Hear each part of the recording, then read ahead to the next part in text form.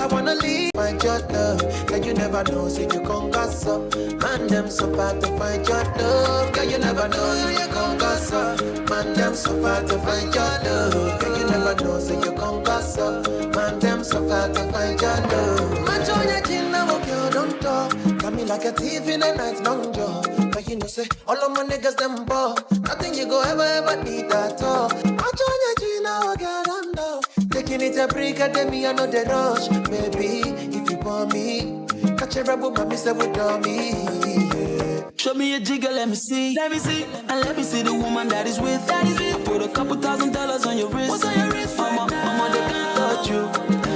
I ain't never see this kind, babe. We do some kind things, make me feel some kind way. You know I'm not just trying to get laid, cause I know some kind chicks do it for the right pay. Baby, make I fire you with my machine gun. 16 rounds, I be King Kong. Girl, make I sample you my brand new song. Baby, love. Oh, girl, I wanna be with you, but you know they got enough time for me. I wanna live with you, yeah. I can't see easy way I can let go. Girl, you never know, say you gon' gossip. Man, them so far to find your love. Girl, you never know, say you gon' gossip. Man, them so far to find your love. Girl, you never know, you gon' gossip. Man, them so far to find your love. Girl, you never know, say you gon' gossip. Man, them so far to find your love. Every little thing you did do to me, you sweet to me for body. She your loving fee for love. DJ Bolt in the building. Yeah, your bullet make her go crazy. I'ma get say you sure for me. Say make her withdraw money. Oh Roma, no go down great. Make her carry your luggage. I define you for this. For this, I no drugs are fit to contain. Your body in a baggage. So you know, see, I'm falling for love. Overdose me, your love they overdose me. Now you, I want me love you, waiting for follow. Overloading, I'll be overloading. Your bank account, money plenty, tell me the amount. No one tell me love would taste like this. Got my money in my pocket like this. Bitcoin in my wallet like this. Wisdom in my knowledge like this. Follow God, I know they follow man. For you, I might have to consider. Trips to LA taking photographs. She signed by me, then it's an autograph. Live to die another day for you, baby. Quit my casting over ways for you, baby. The only time that you say that you hate me is when I take the last slice of pastry. Now I'm on the run. Loving you till kingdom come, but you drive me crazy. Send someone, still my billboard baby. My number one, see they be. Mama, you dey, I mean like by me. I just wanna be there when you need me. Baby, now your matter, I dey sing all day, yeah. Overdosing, body overdose. I'ma say you carry overload, and you know you bad like commando. Mic check. Check. Mic check.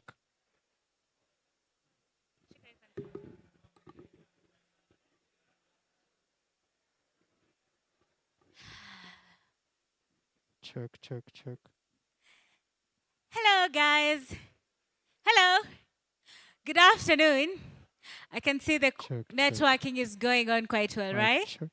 Yeah, we can continue the networking later on because we even have a VC night sponsored by GAZ Size and Enza Capital. So after these 2 sessions that we're going to have this afternoon, we can continue networking. So in the meantime, let's go back to our seats. Let's occupy the seats so that we can go on to our next panel. Check.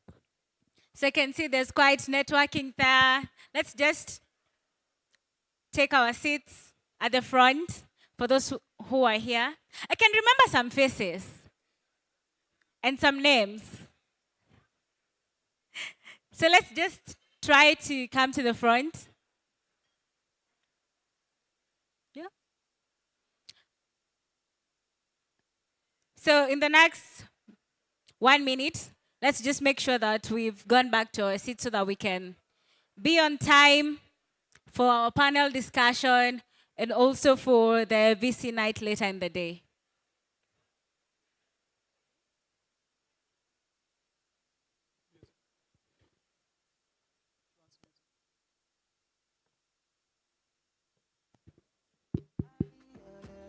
Hello.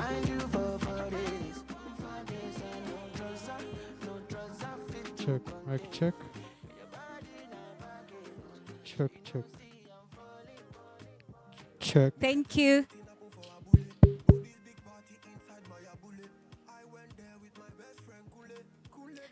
Let's just take our seats.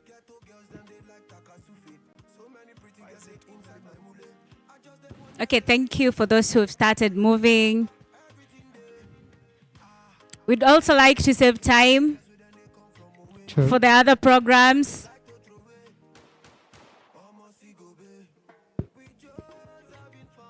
Check, mic check.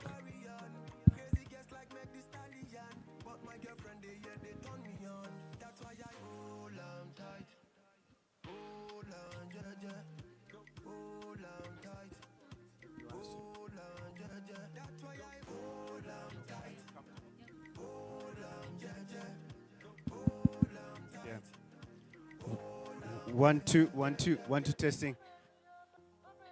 If you can hear the sound of my voice, say, oh yeah! Right, I'm glad you can hear me. So I'm going to ask you kindly to start making your way, coming back to the main arena. I have been given the mandate that, I know VCs have got mandates and all that. So I have been given the mandate that whoever is still not yet in the arena in the next 2 minutes will be signing a check for the startups that we're pitching today. So I'm hearing it's a blank check. I can see some people on my left that are already pulling out their checkbooks. So let's start making our way to the main arena. In front of the bar, thank you very much. You can start making your way to the main arena. We can still have that made set up where you can have seats that are in the front, such that for camera and videography, it also looks okay. Okay. The startups, how much was what was the highest amount that the startups were looking for? Was it $1 million? Yeah, I hear $1 million, yeah. I hear some are ready.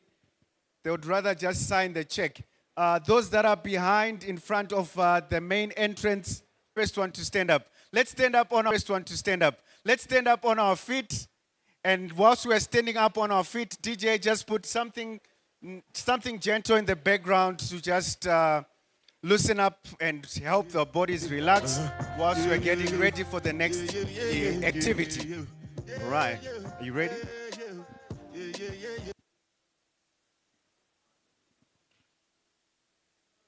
Are you ready?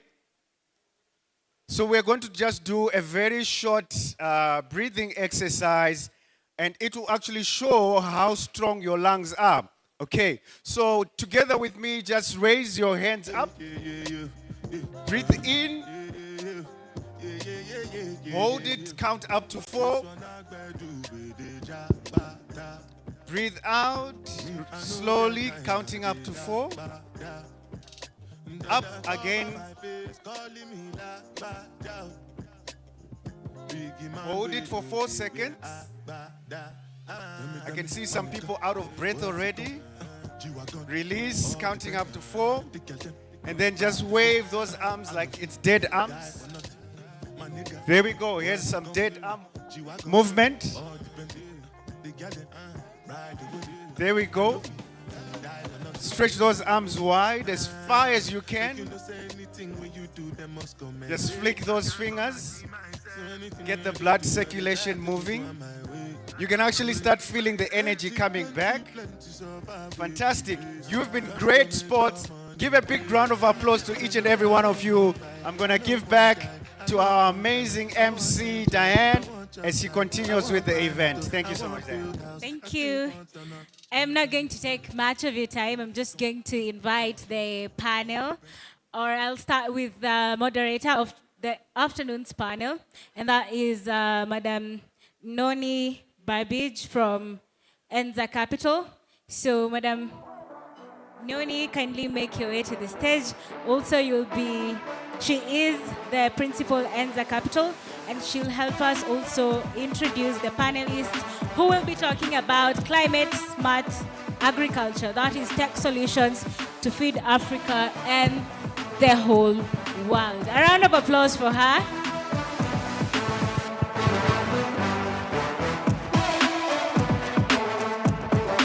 Can I call my panelists? You know who you are?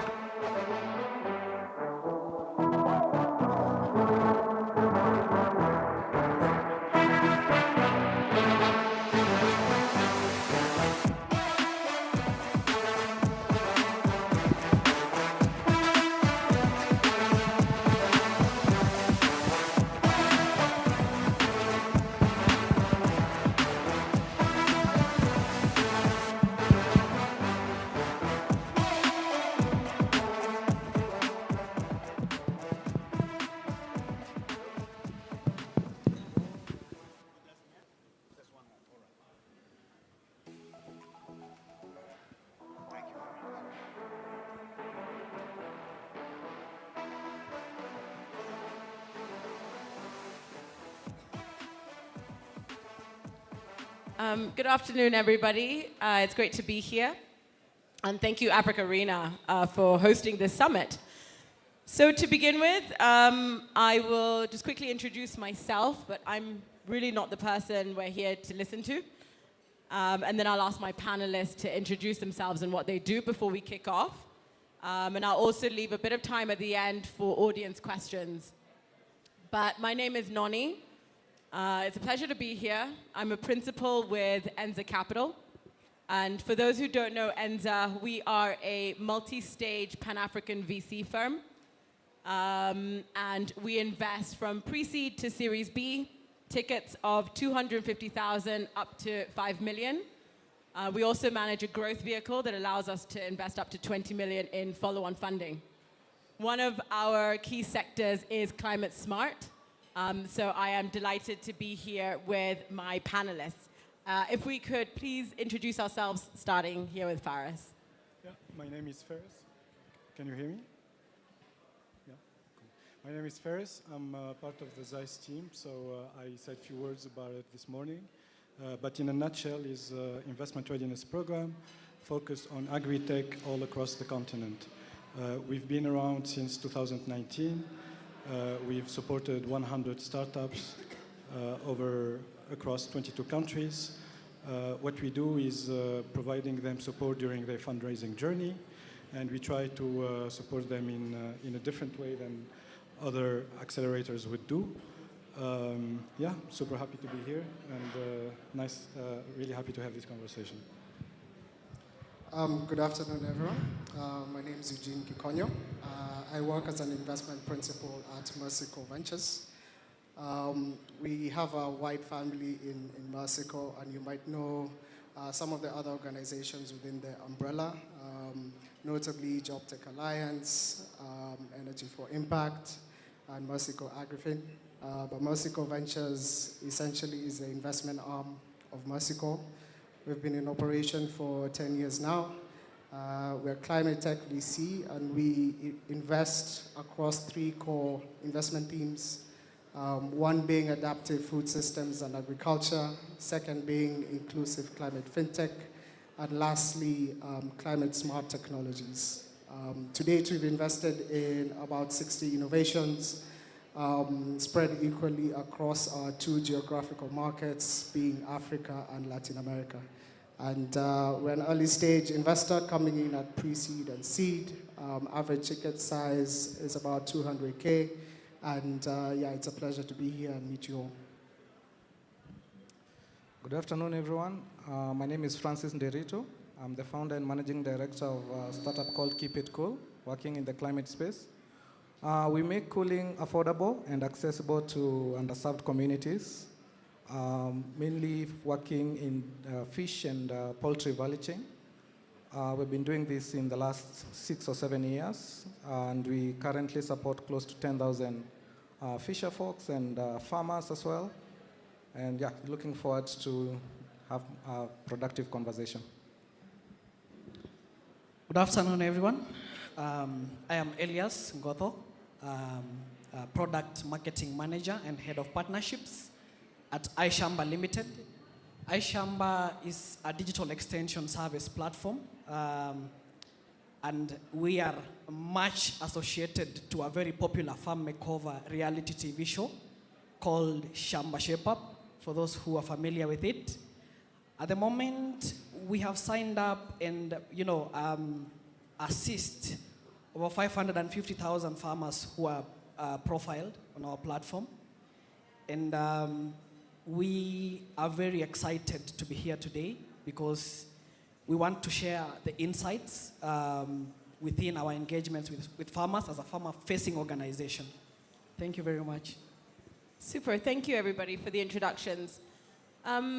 Before we kick off with questions, I wanted to just share a few data points. I think we all understand how critical the agricultural sector is.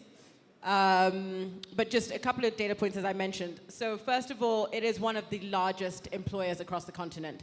So 70%, roughly 70 to 80% of rural employment is in agriculture and about 50% overall. We also know that agriculture is not just farming. It's an entire value chain from farming to logistics to retail and processing. And we also know that unfortunately it's highly fragmented with really weak infrastructure that limits scalability and efficiency.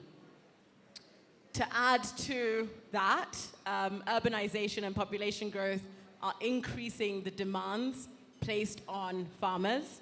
And climate shocks, low productivity, and post-harvest losses are increasing food insecurity across the continent. So we can see that it is really, really critical for us to have this discussion, but also to invest more in this space in sort of climate-smart agricultural innovations. So beginning firstly with Francis, who is an entrepreneur in the space, I wondered if you could first define climate-smart agriculture. Thank you. So the way I would define climate smart agriculture is,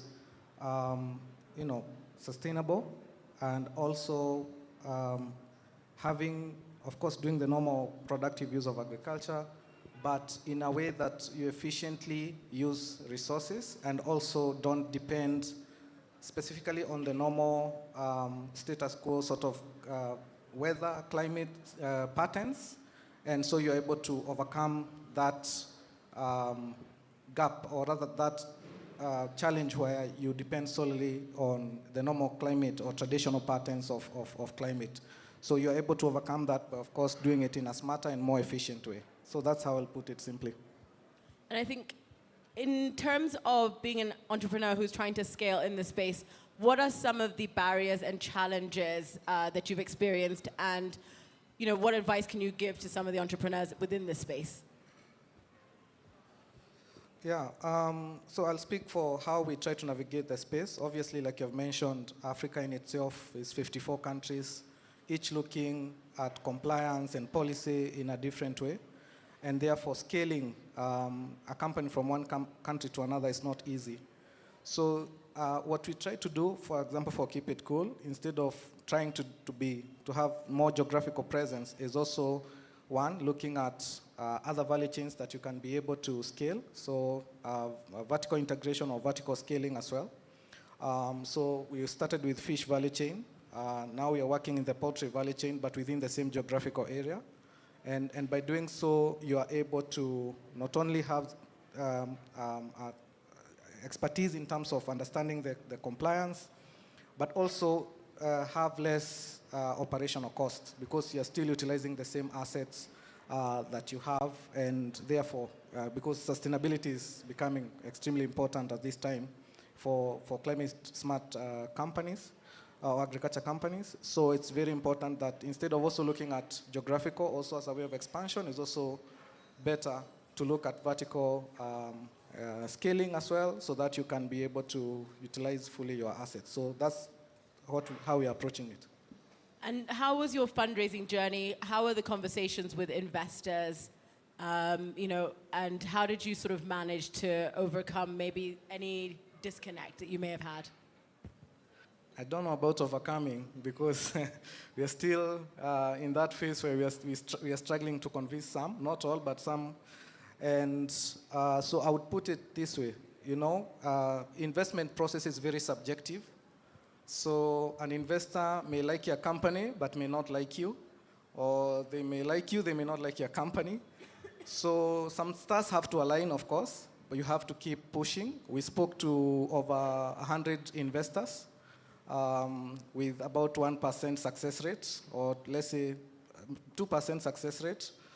And yeah, it takes a lot of work to convince them. So 98% failure rate is not easy to withstand. But you just have to be resilient and continue pushing. So some of the challenges, of course, there is a bit of mismatch within the ecosystem where somebody says they are climate investors, but they have even more aggressive terms than the local Shylock.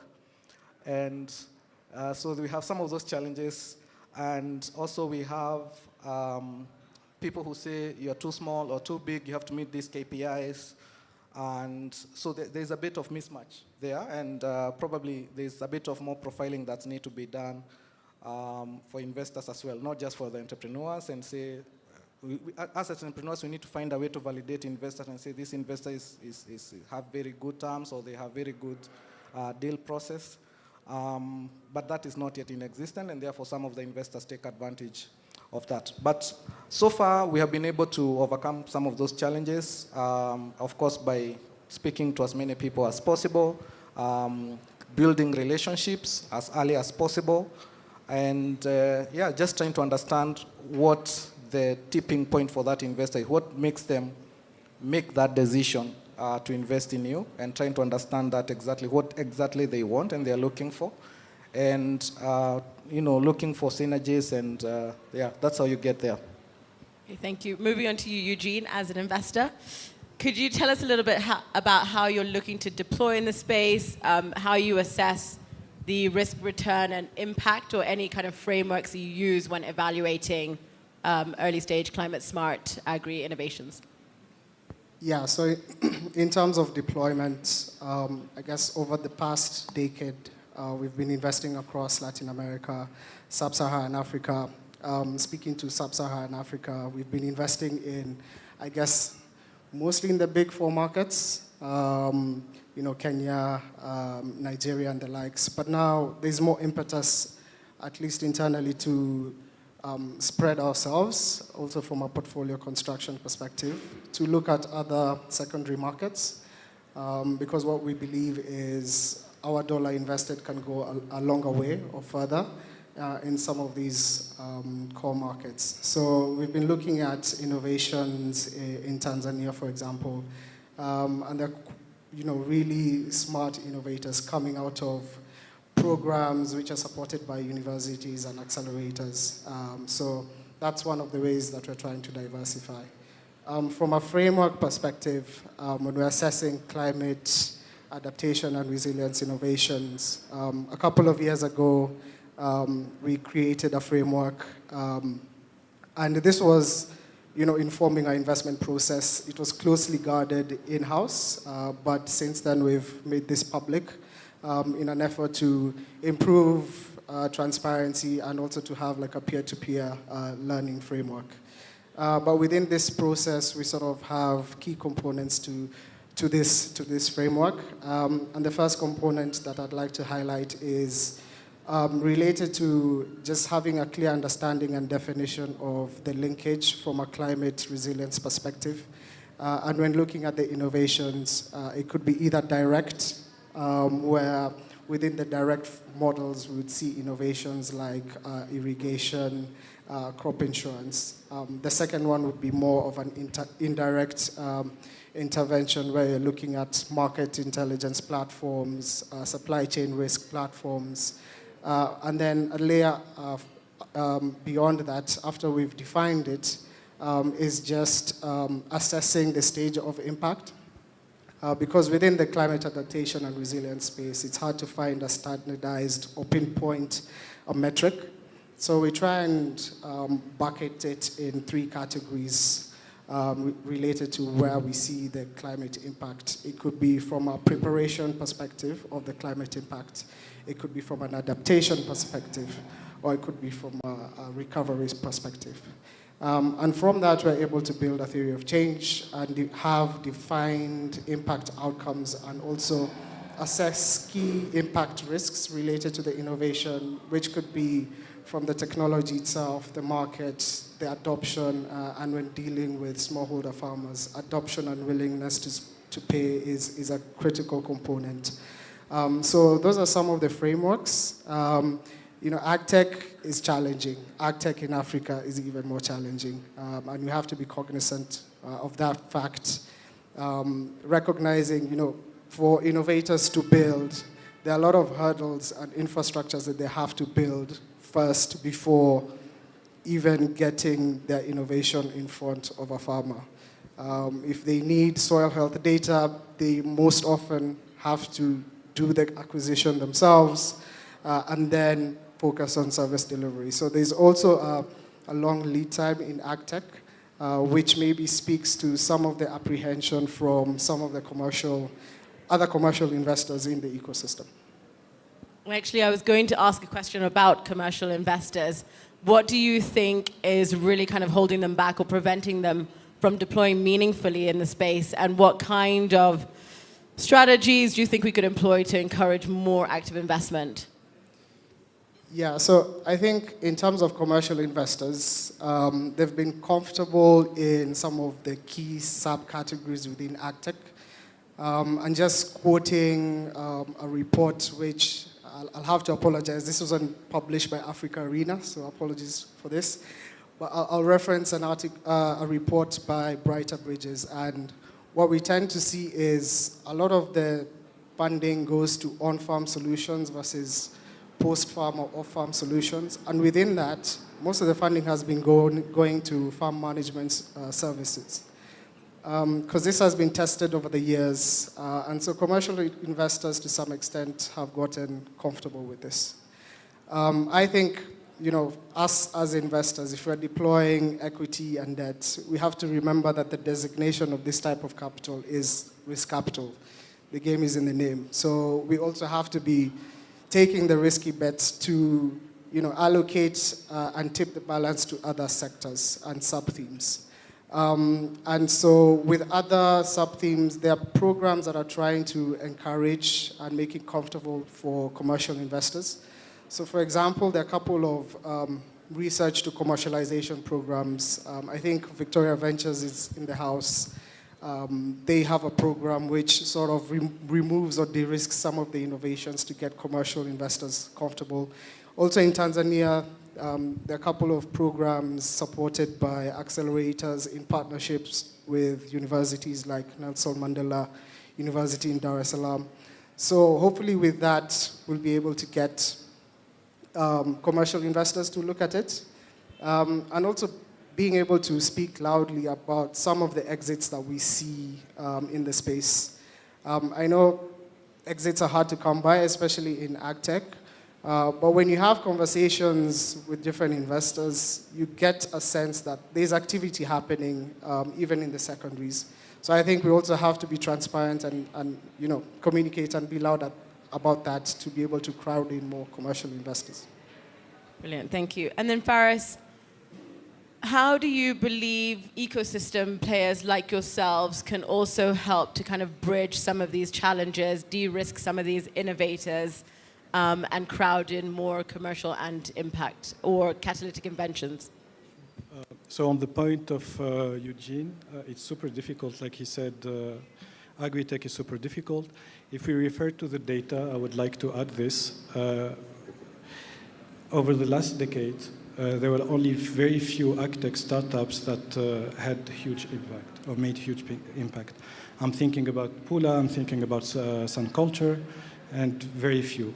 And then for the rest, we have maybe 20 startups that raised over 10 million, and then 10 startups that captured 70% of the investment available for this agri-tech.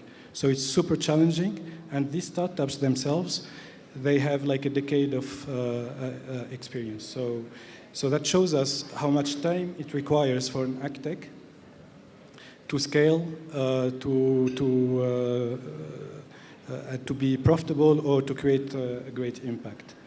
That being said, this shouldn't stop us from investing, because you've mentioned earlier that agriculture represents 66% of employability, that contributes almost to 2 digits of GDP of each African country. So it's not something to overlook. And if there is an improvement that's going to come to this continent, it's going to be somehow through agriculture. And because the journey is so long, and we are like an accelerator, so we don't sign checks. But basically, what we try to do is to support startups to fit to this criteria that you were mentioning. But then in reality, we're also aware that not every agri-tech startup is going to fit the VC model. However, they're going to contribute in a very meaningful way to support the ecosystem, to allow other asset-light startups to thrive.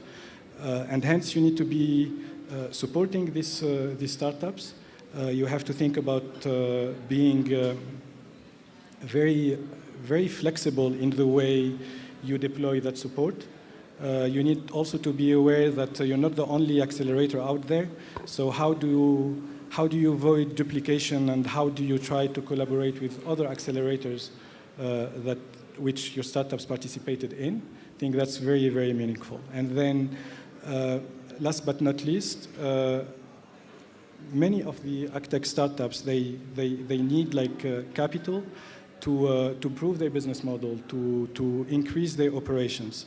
And then if you think about the scarcity of capital, the price of debt, it's almost impossible to do it.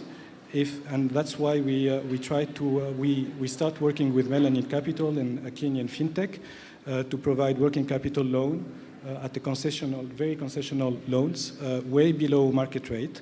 And that's going to give a little bit of breath for the startup to kind of test the model, improve their collection processes, maybe adjust their revenue model, or thinking about margins, and then they can have a clear idea about how their business would look like if they would like to grow and service commercial debt.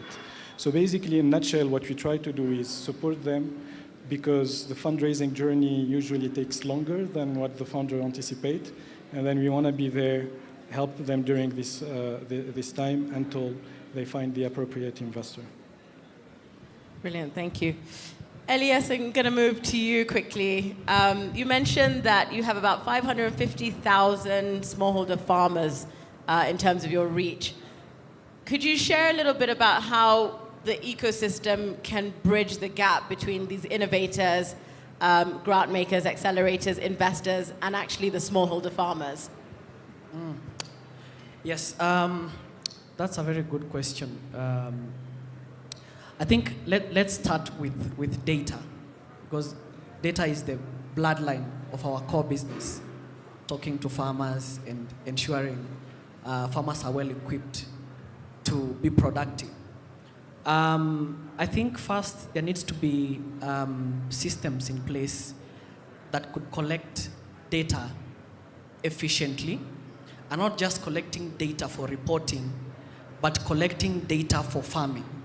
There's a difference to that. And I think that is where most agtech startups go wrong. We are so keen on reporting rather than collecting data that will help facilitate farmers to be more productive. Over the 10 years that iShamba has been in business, what we have mastered is the art of communicating with farmers. And from our experience, what we think really works is, let's be honest, let's be truthful. There's a lot of innovations, there's a lot of tech, there's a lot of everything. But I have a feeling all these approaches are not bottom up. They are up, down. So what we have done is we first try to understand what farmers need and how they want to be communicated. It's one thing sending a farmer information and technologies and asking them to do whatever you want them to do, is another having them actually implement what you are telling them. So what I think really works first is using simple tech. You know, take the complicated tech, take remote sensing, simplify it, make it very simple, communicate it, be it through SMS, because recently we did a research and we communicated to farmers asking them the most preferred.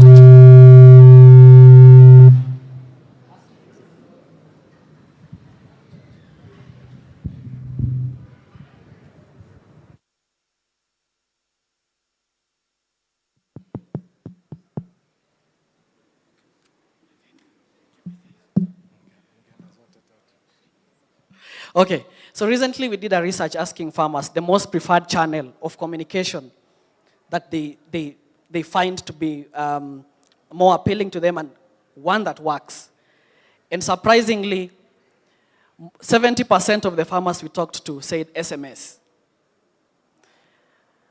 And I was looking at some of the many applications that we have, great, ideas, great technologies that we have. But really, does that really work on the ground? Let's be honest, it doesn't.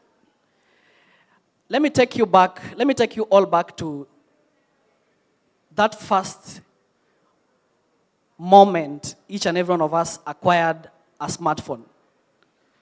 How was it like? What did it take you to acquire that smartphone? Great, you had it. You acquired the smartphone. The next step is, how long did it take you to understand how to use that smartphone? Believe me, that is the reality of the smallholder farmers. Those who have the smartphones, they do not have enough knowledge to maneuver around the technologies that we are giving them. And most of them actually do not even have that smartphone. They cannot afford it, and if they can actually afford it, they do not even have money to buy data to access some of the technologies that we are giving them. So I believe let's have a starting point, baby steps. And I hear what everyone is saying. AgTech is one of the most difficult areas to maneuver.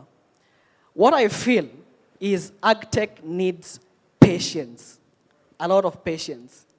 Let's move from, the idea of quick exits and move towards patient capital, because this is an area, we are dealing with people, it's like when you have a baby, you have to nurture them with a lot of patience without hurrying everything up.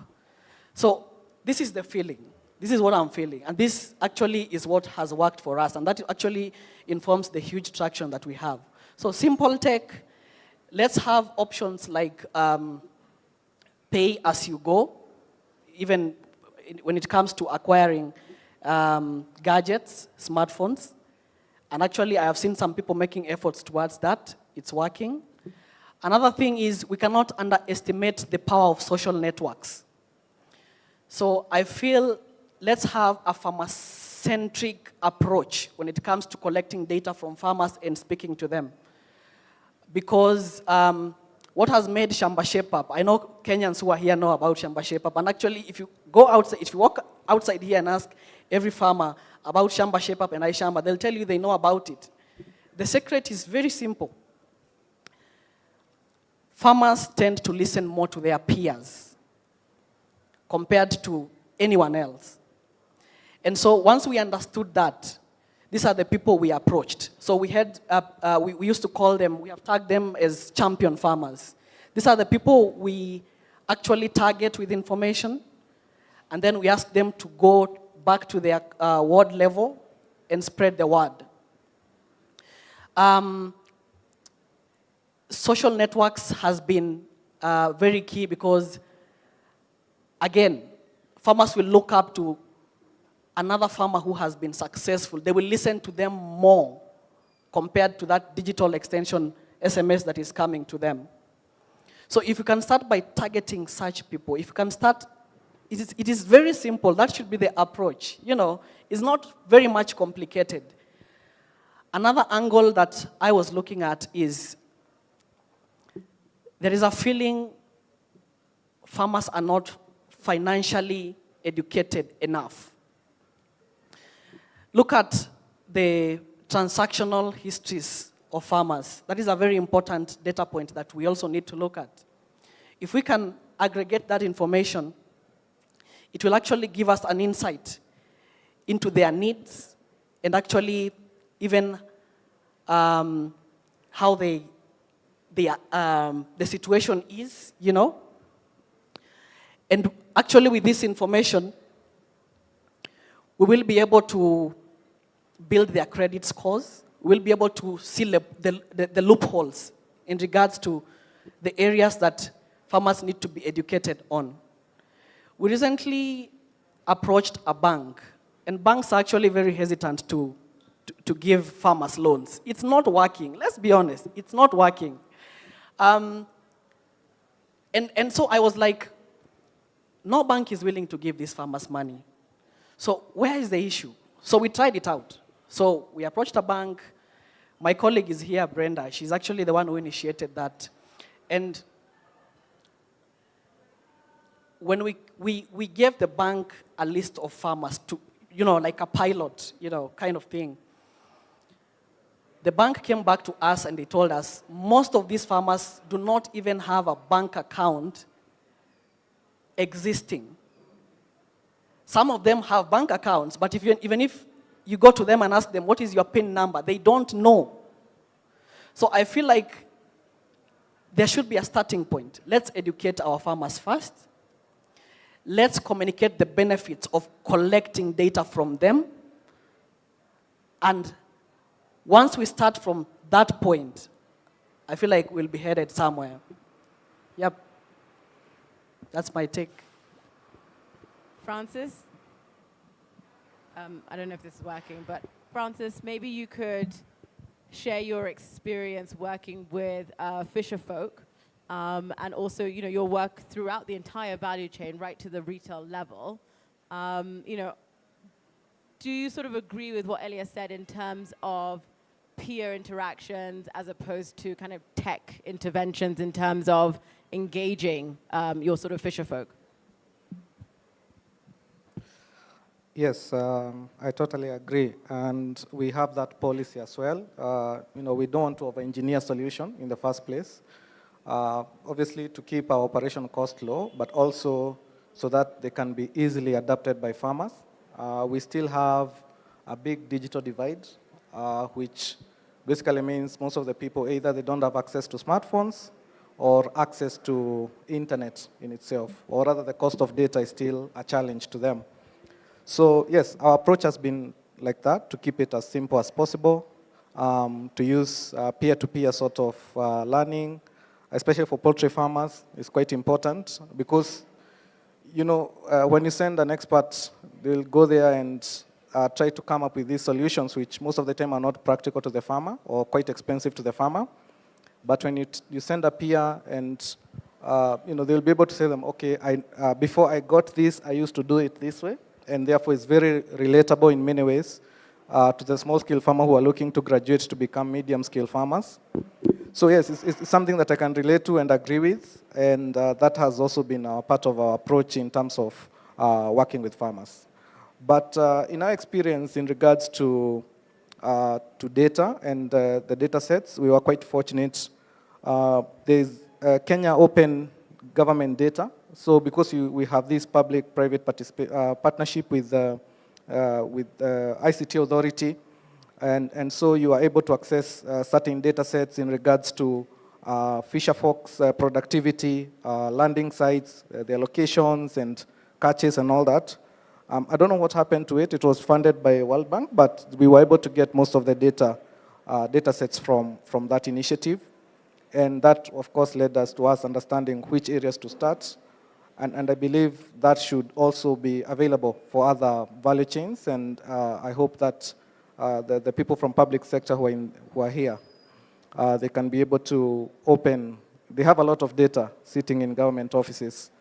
I think in terms of extension officers, we still have one of the highest concentration of extension officers per capita in Kenya, for example. And they have a lot of data. One of the hacks that we did in terms of accessing poultry farmers is we used to go to the agrovets and ask them who is buying most feeds or most, and then we are able to know who is the most productive farmer, who is the most consistent farmer. And that's how we have been able to scale, again, through government existing systems and trying to see how you can complement those existing systems.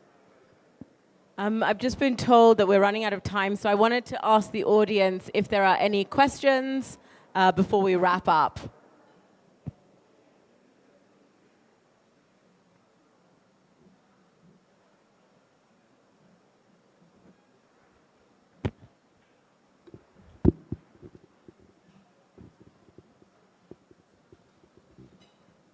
Hi, thank you for the panel. Very quick question. If you were to give advice to any of the climate tech founders in the room here, kind of one succinct kind of piece of advice to increase the likelihood of success, what would that be? Okay, maybe let me take the question. So that was the first question. I see there's another hand, and then we just address them. Is that okay? Okay. Thank you. So I have a question when it comes to the technology side. As we are moving to Industry 4.0, which is built on AI and digital services, and then when we talk about technologies, we're still talking about technologies of the past. So where do you think we are going then as we are talking about climate smart investment and startup, and then when we talk about startup, we talk about innovation, and what is your stake as we are moving towards this 4.0 industry and the future of Africa? Thank you. And startup, and then when we talk about startup, we talk about innovation, and what is your stake as we are moving towards this 4.0 industry and the future of Africa? Thank you. Hello.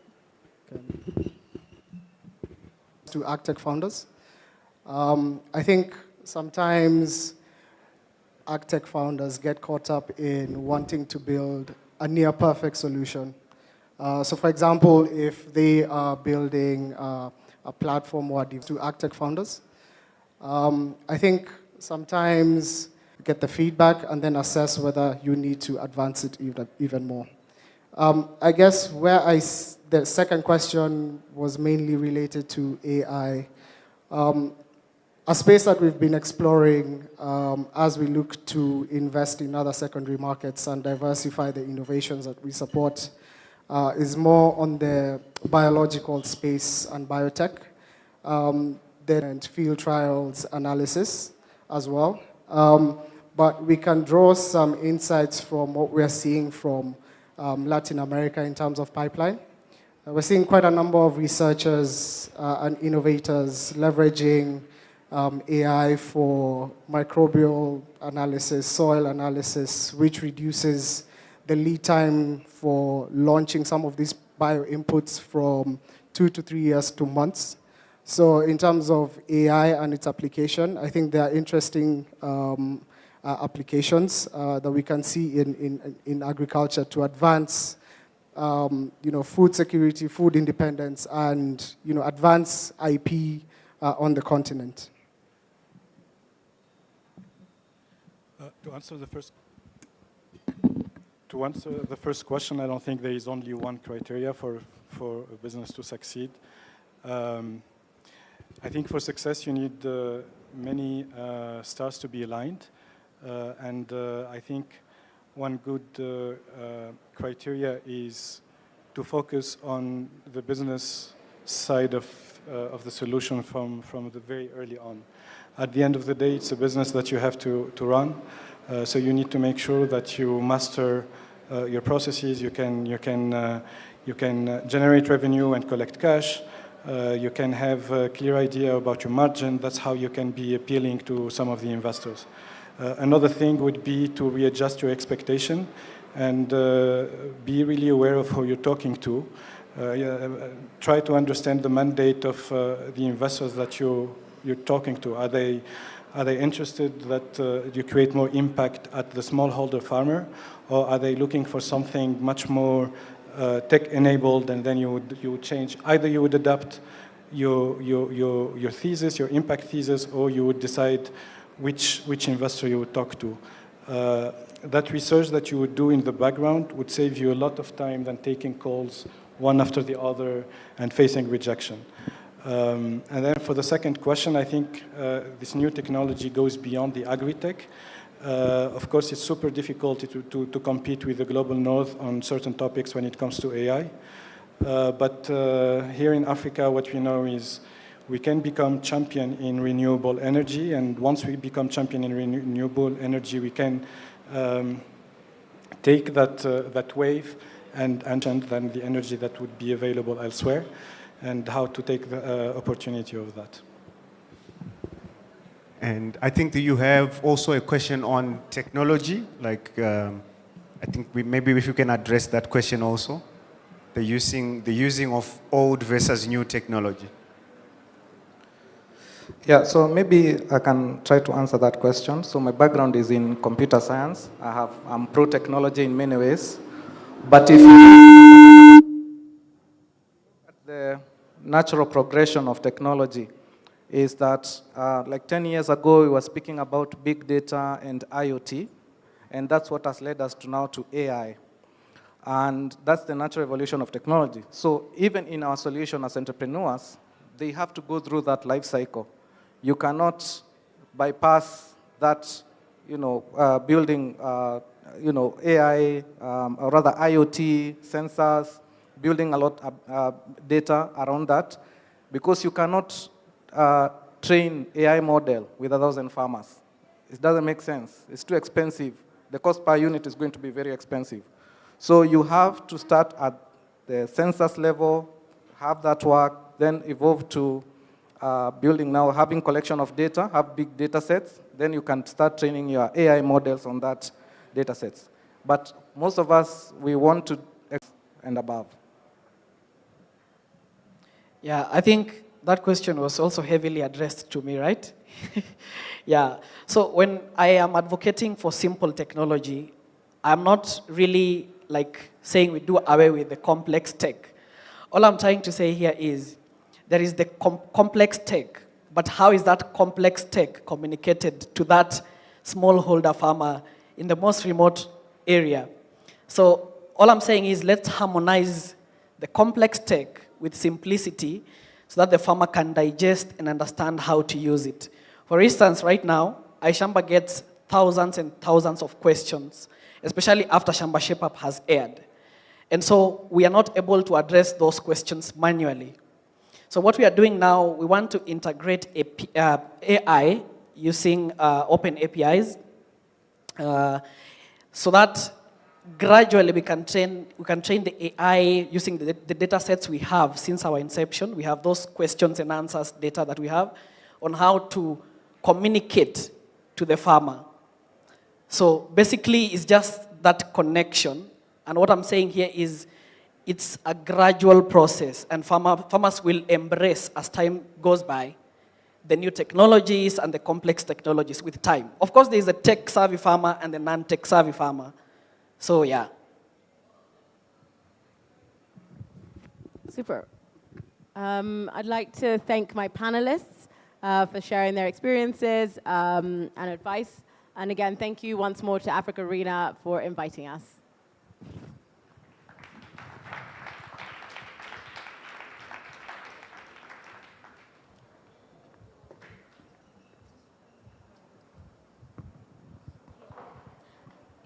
A round of applause for them. You can stand up for a group photo before you leave the stage. And they've just insisted on how the vitality of food and why we need to have simpler tech to make sure that all the farmers get to benefit from the innovations in the tech industry. So without further ado, I'd like us to move to the next stage, which is the agri-tech startups pitch. So we have the jury on our screens, and the first judge with us is Christine Namara. Kindly give her a round of applause as she makes her way to the front seat. Christine Namara, please make your way to the front seat. She is a partner at Africa Seed Fund F6 Ventures. So Christine Namara, if you could make your way to the first seat here. The second judge is Doreen Muthoni Kubu, an investment analyst at Mercy Corps Ventures. A round of applause for her. We have Claire Njoki, who's the programs manager, Alpha Mundi Foundation. A round of applause for her. And last but not least, we have Elana Laichena, managing director, Delta 40 Venture Studio in Kenya. A round of applause for her too. It's a women's team. A round of applause for them. So I'd like to call upon the first startup. And our first startup to pitch is Emata. So you have 5 minutes to pitch and 2 minutes question from the jury. So welcome.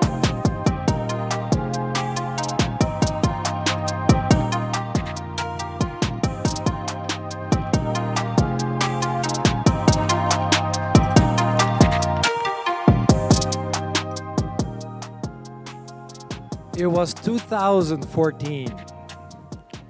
I was a young banker, and I stood here on the runway in Kiev. At that time, Ukraine was already an agricultural powerhouse, and I was visiting a farmer to give him a loan ahead of the season in a plane.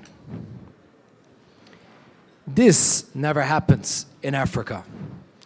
Agriculture is massive, we all know it. It's 30% of GDP. Yet farmers do not lend to farmers. In fact, they only give 3% of all the loans that banks give are ending up in the hands of farmers. We are changing this. Imara gives digital loans to farmers. And here is the catch. We do this only via agricultural companies. Banks try to give loans to farmers one by one, a very old school distribution model. Given the small size of agricultural loans, this method is very inefficient and doesn't work. As said, we only service farmers through agricultural companies. Think dairy processors, oilseed factories, and coffee exporters. Through these companies, we reach farmers at scale. We can get access to data that we run through our alternative credit scoring algorithms, and we can tap into an existing trusted agent network. What's more, and probably maybe most importantly, we have a direct source of repayment for our loans. The beauty is that in our model, everybody wins. The agricultural companies increase their volumes by 80%, farmers increase productivity by 30%, and we keep our defaults below 5%, which is lower than the average for a bank. We launched in Uganda in 2021, and we're currently open to raise about 0.5% for too long. East Africa can become an agricultural powerhouse, just like Ukraine, but we have to change gears. We cannot see farming as some kind of subsistence activity. We know that if we give loans to the best African region. So join us as we dare farmers to dream big. It is just a matter of time.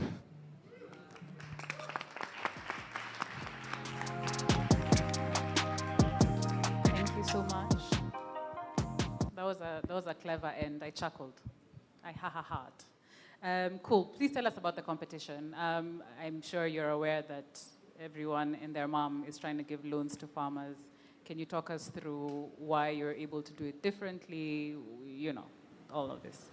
Yeah, I mean, this is incredibly hard, and that's why there's so few companies who are good at this, and I know how hard it is because we've been at it now for almost 5 years.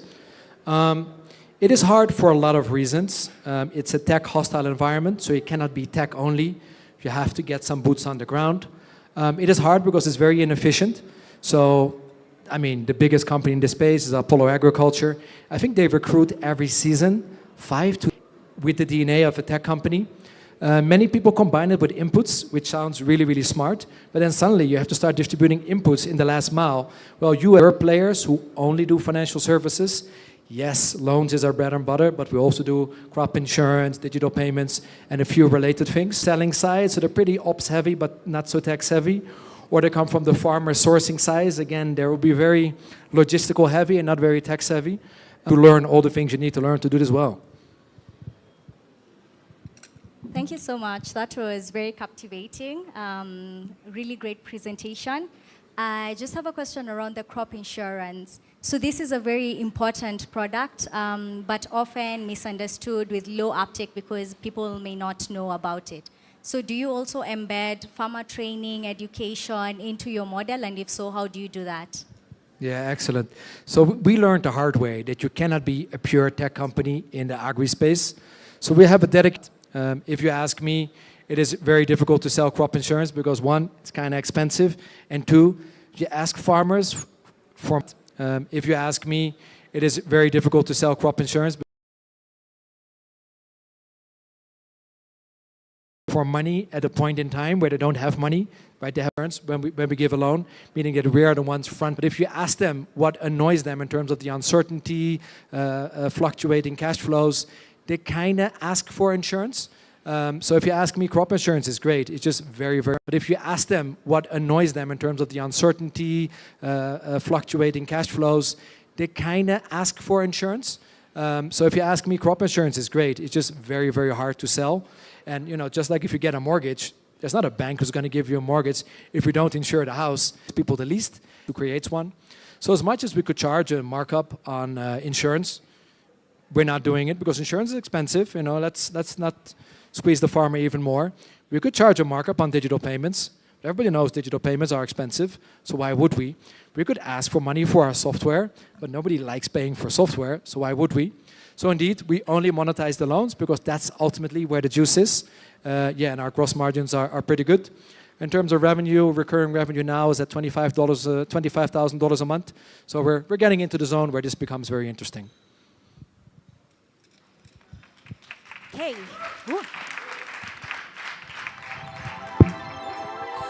Thank you so much, Imata. We have our next startup will be Amaya AG. A round of applause for Amaya AG.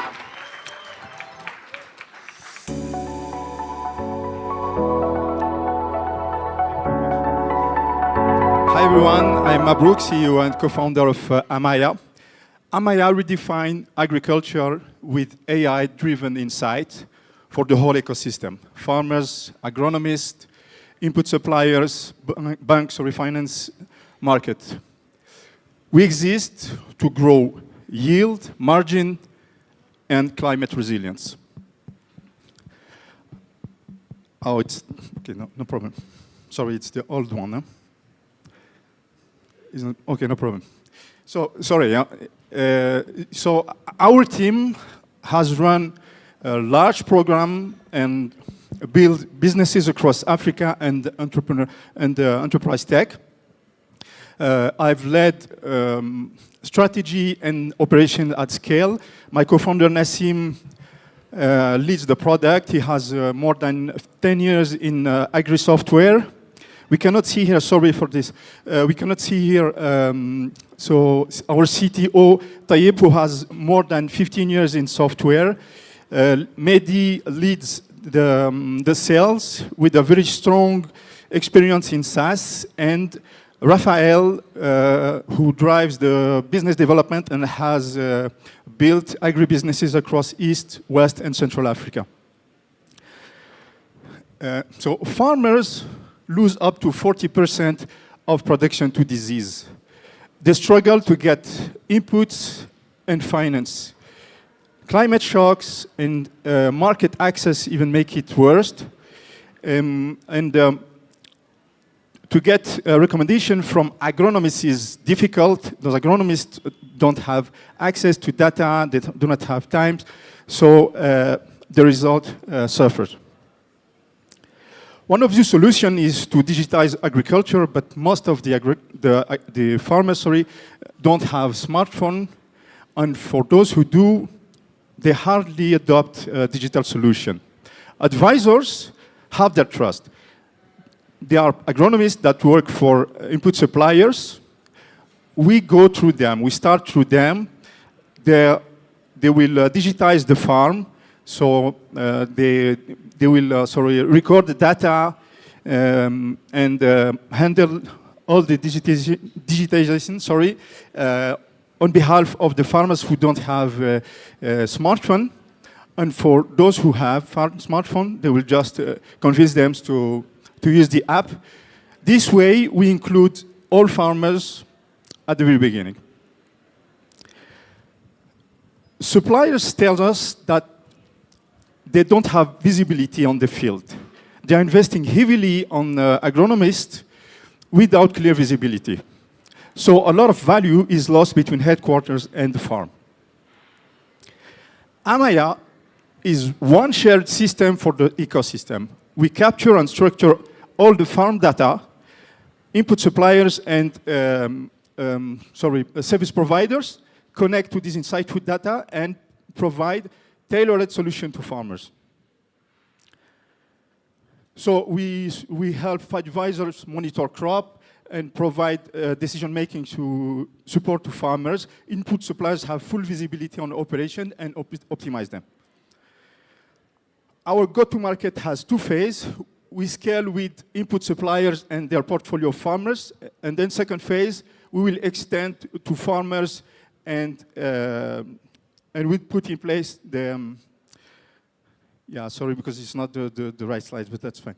We will then have extension to farmers. So our business is two-part. Input suppliers, it's a subscription, €250 per month per user. And for the farmers, it's a fee by each transaction on the platform. So the market is huge, especially for the African countries we are targeting now.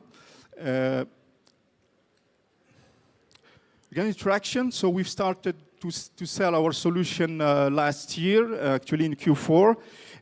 We have secured now commercial contracts, have 120K euro per IRR, sorry. We have a 14 million euro pipeline, and we are going to close additional 280K in September in West Africa and Morocco. Oh, I have to, sorry. So, I don't have enough time actually, sorry. I will just move forecast. So we are targeting 600K by December, IRR, to break even, and next year, December, 3 million euro. We are asking for 1.5 million to strengthen our AI and our distribution. And we will get to 500 advisors and 15K farm by the end of 26. Yeah, so we are building the operating system for African climate resilience. So join us, and that's it.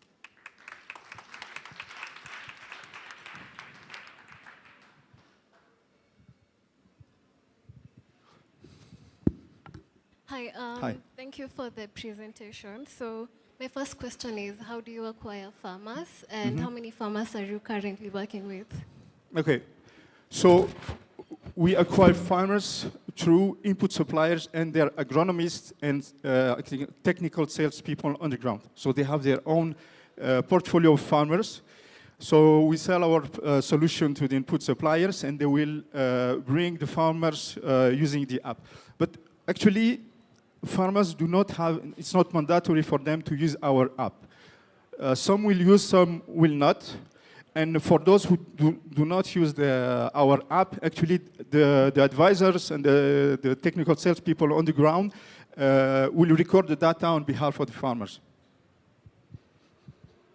Thank you so much for this great presentation, and congratulations on how much you have achieved so far. Thank you.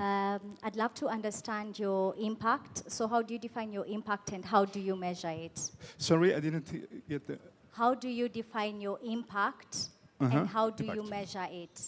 Okay, so our impact will be first to make sure farmers are both profitable and sustainable. Actually, a large part of the negative impact on the soil and the resources and the environment is the misuse of chemicals, of fertilizers, etc. Because farmers do not have access to the right recommendation.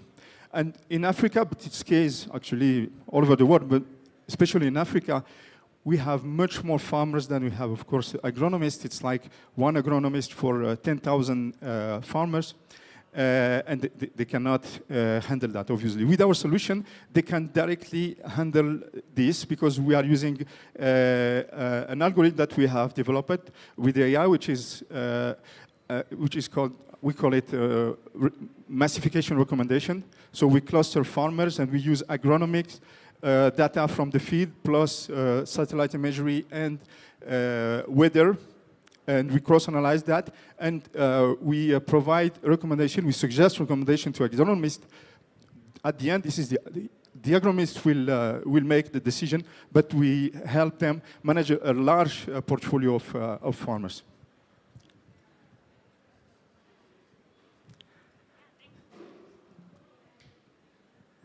Much. Here we go. Definitely it's a compelling need, a huge market opportunity. My question is, how will you keep the farmers and input suppliers using your platform once they've connected, especially if a lot of those transactions are happening offline?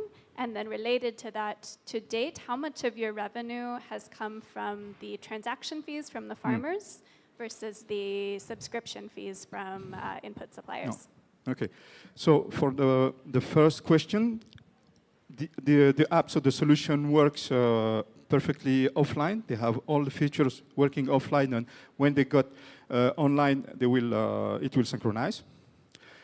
So again, currently we are really focusing on the suppliers and their network of advisors.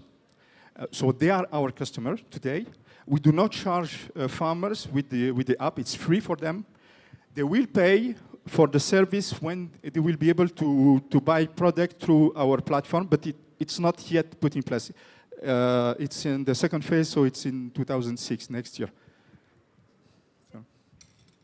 No, nothing from me. Congratulations for recovering with the wrong slides. Yeah, it was. It was understood, and as your name suggests, Mabruk. I think we're happy. Thanks. Thank you very much. Thank you.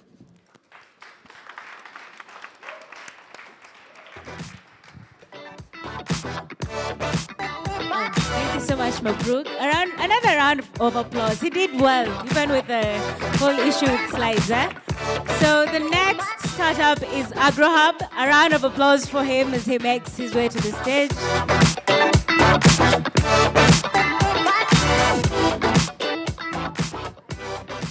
Good afternoon, ladies and gentlemen. My name is Lemohang Isak Aletsoela. I am the founder and CEO of a company called AgroHub, an agri-tech company based out of Maseru, Lesotho.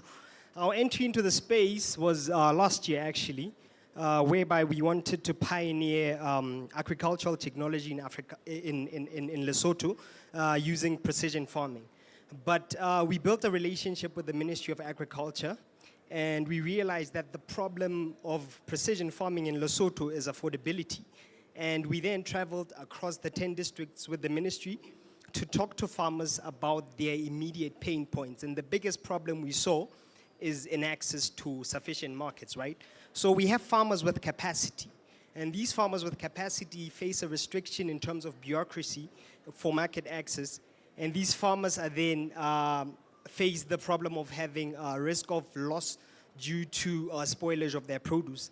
And for farmers without enough capacity, they are not able to access those markets because they don't have the consistency to supply the markets, right?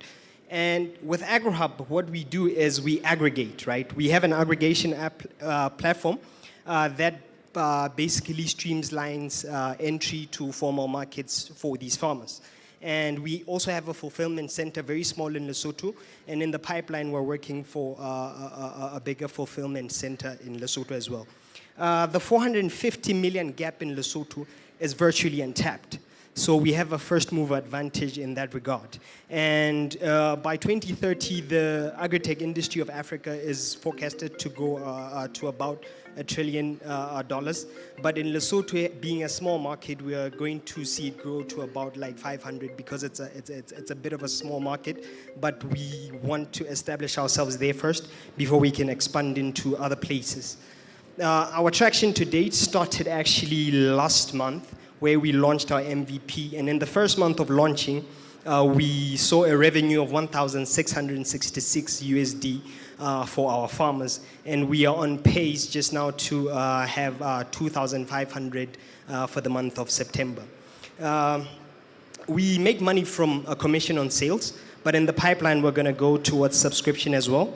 We charge a commission of anywhere between 10 to 20%, depending on the kind of produce that we will be having for our farmers. Eggs is the most sold item on our platform. We see similar models working across Africa. On my screen here, you see the two big players that we've identified, Kula in South Africa and Winage Farms in Nigeria. And we've highlighted 10 areas whereby we feel like we can compete as AgroHub. And I particularly want to bring your attention to the second point, which is like Uber-style partnerships versus expensive and slow scaling, right? Because we see in our competition that they are very infrastructure heavy, which is capital intensive. And for a small company like ourselves, in order to compete, we are focusing on the technology aspect of it. We can discuss some of those details in that room we were pointed at there, so I'll quickly move on to a different slide. We have an advisory team of 2 people, actually, with a collective of 50 years experience in the agribusiness space. Dr. Mampiti Matite, who is a PhD holder in agricultural economics and environment, and one Mr. Chaganzani, who is also like our link to the government. I have a founding team, which includes myself, my co-founder Cindy Sojika, and our CFO, Kananelo Makwaela. Our go-to-market strategy is quite simple.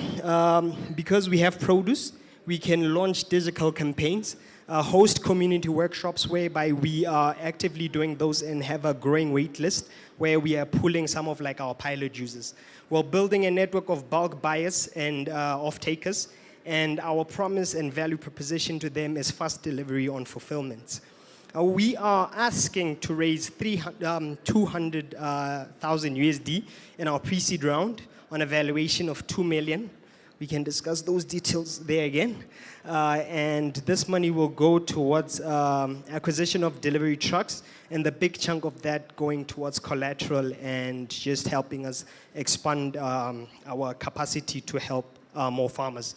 If you are the right partner for us, and anything I've said to date or by now interests you, I look forward to having the conversation further with you.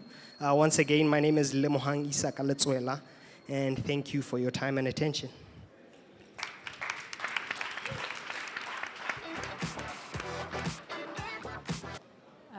Thank you so much, Lemohang, for the presentation.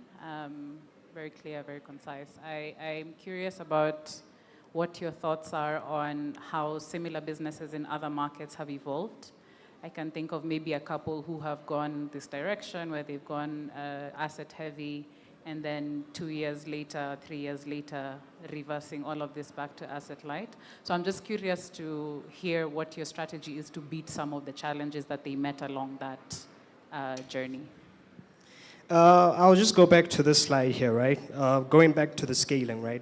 Because we're talking about asset heavy. Asset heavy being infrastructure, right? So we already have aggregation centers in Lesotho. Some are very dilapidated. But the problem we can solve for them is introducing the technology element of it, right? So that is why we say Uber-style partnerships, because I believe you are familiar with how Uber takes some of like the solutions that their partners can offer and then just integrate it into their platform. So that is not as capital intensive as that. So that is why we realized, and we're fortunate enough to realize it early on like this, by focusing primarily on the technology and then building our assets as we need them, you know. I hope that answers your question. Sorry? Oh, yes. In terms of trucks, right now, we are actually renting out vans. So it's an actual pain point for us because you find that I don't know if it's the case across all Africa, but you find service delivery in terms of whoever you're working with, including the people we will rent trucks from, is a bit of a hassle, and it doesn't give us the certainty to deliver fast, which is where we want to compete. Yeah, I had a similar question. I mean, first of all, congrats. It's a really interesting model. I think a challenge a lot of companies see in Africa is they would like to be asset light, right? That's what all of us VCs push for.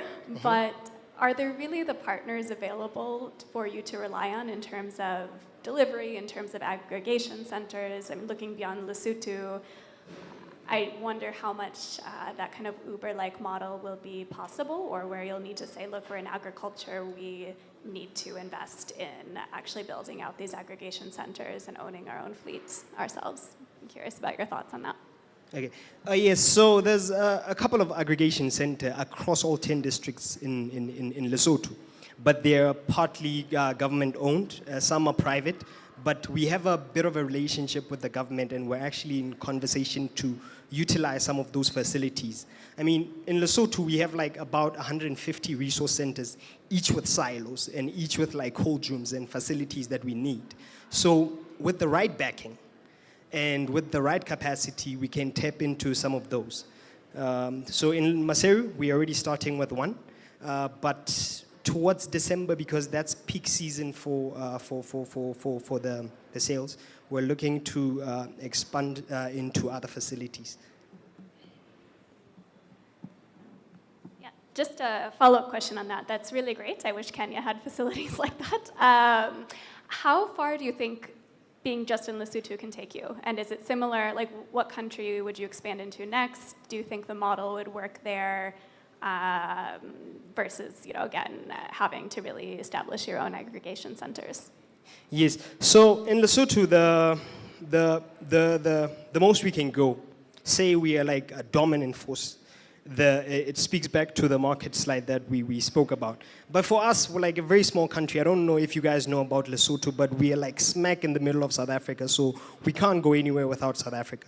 So the immediate place to expand into would be South Africa. So we have smaller communities in South Africa where we can start, because that's what we're doing in Lesotho. And when that time comes, we will have to redefine some of our models based on what we're seeing in that particular market.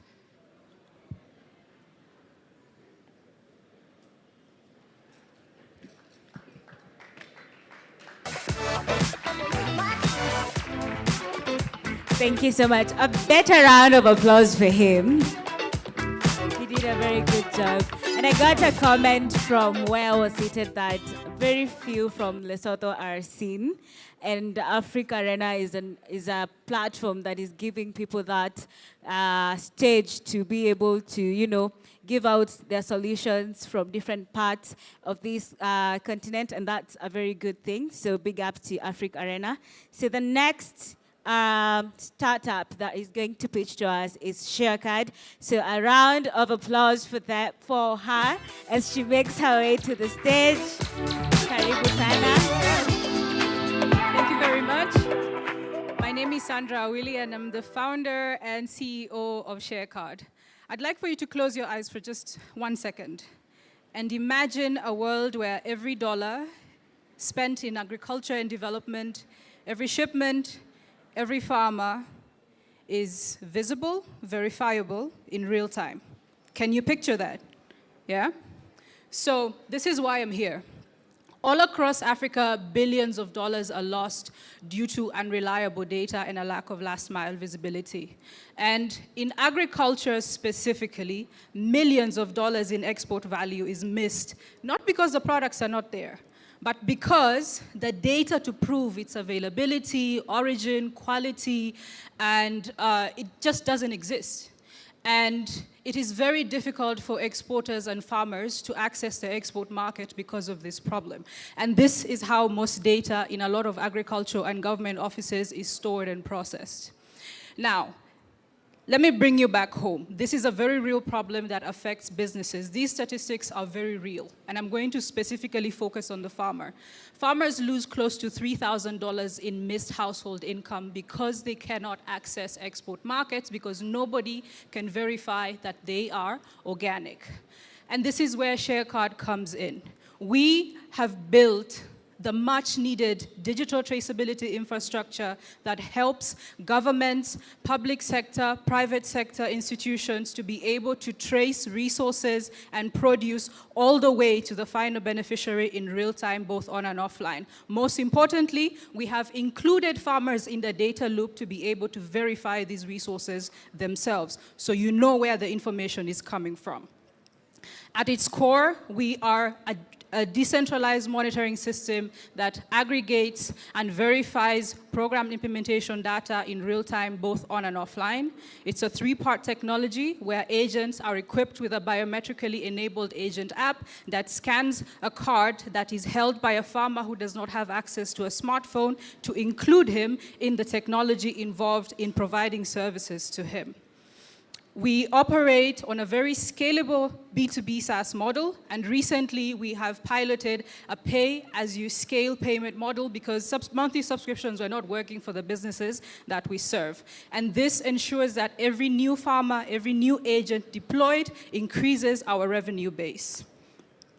Our impact is already being felt, and most recently with the investment that we received from Digital Africa, we have rolled out, we have been able to sign an enterprise deal with Climate Smart Jobs that is paying for 500 businesses in northern Uganda to digitize and access our services and deploy the cards to 100,000 farmers to enable them access inputs quickly and easily.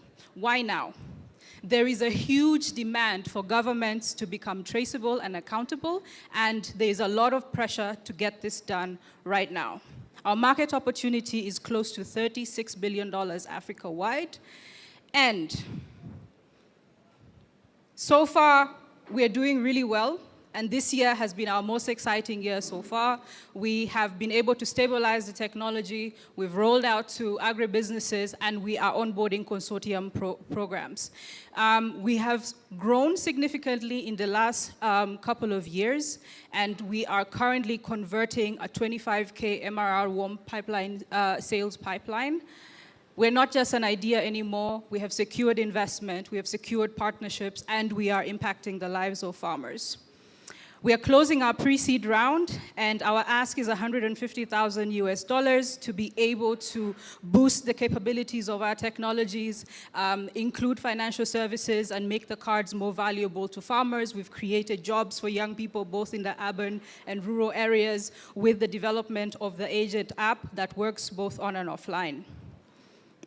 We are a team of rock stars with expertise in development sector, product engineering, business development.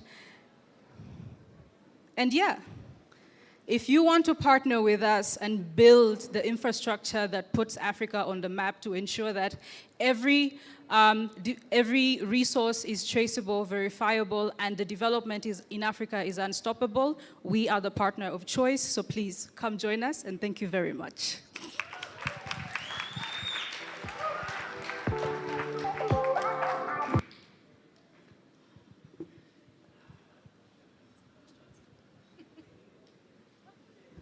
Great, thanks so much. I like how this is all ladies on the judging panel. I think we keep politely looking at each other, seeing who wants to ask the first question. So this is great. It's a really exciting business. I wanted to just hear more about your revenue to date, and now you're kind of 4 years in. How much are you earning, and what have been kind of the barriers to growth? So our biggest barrier, I'll start with the barrier to growth, which is the low tech literacy levels within the market segment that we are trying to serve. It's very difficult for us to onboard clients quickly, but of course, this is what we chose to do, and we also are willing to invest in the time to train our users to be able to operate with digital systems.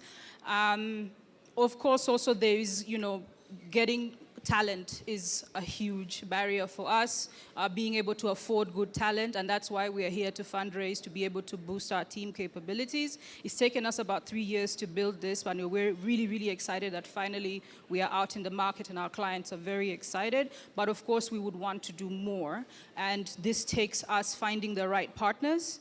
Yeah, and so far we have made over 15,000 in revenue with MVP1, and today we are making 385 monthly, but with our most recent contract with Climate Smart Jobs, paying us, the enterprise deal is $94,000 to be able to offset the cost of adoption for 500 businesses, which increases our monthly recurring revenue in the next 6 months to $7,500 US.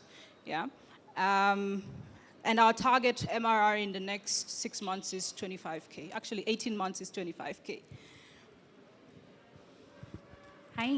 Hey. How are you thinking about scale? Every time I hear you pitch, I think of like 600 other ways I could use this product. But I'd love to hear from you, like, what do you think the growth of ShareCard looks like in, 2-3 years in terms of its application? I'm very excited about that question. The growth of ShareCard, we see ShareCard impacting not just the agriculture sector. We've done pilots with companies in other sectors as well, the ESO space, the healthcare space, and also we've worked with government. But where we see the biggest value is that a lot of our users say, now I know who my beneficiaries are. I know who my farmers are, and I don't have to wonder if the resources that I'd allocated to them have actually reached them. So we see ourselves impacting multiple sectors, especially if the business is working with people at the grassroots level. So there is also a benefit for healthcare services to use our system, issuing cards for the storage of healthcare information for hospitals that don't have computer systems, making sure that patients can retain that data and use it to access healthcare in other places as well. Right now, of course, we've chosen to focus on the agriculture sector because those are the people who are quick to pay, but we do see ourselves operating in more than just agriculture.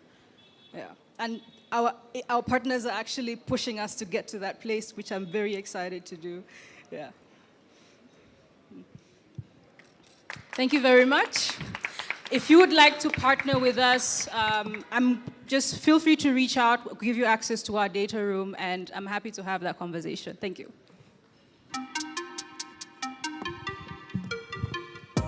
Oh, great. A round of applause for all the startups that have presented here today. I'd like us to do a small activity. So we can all stand because we've been sitting for...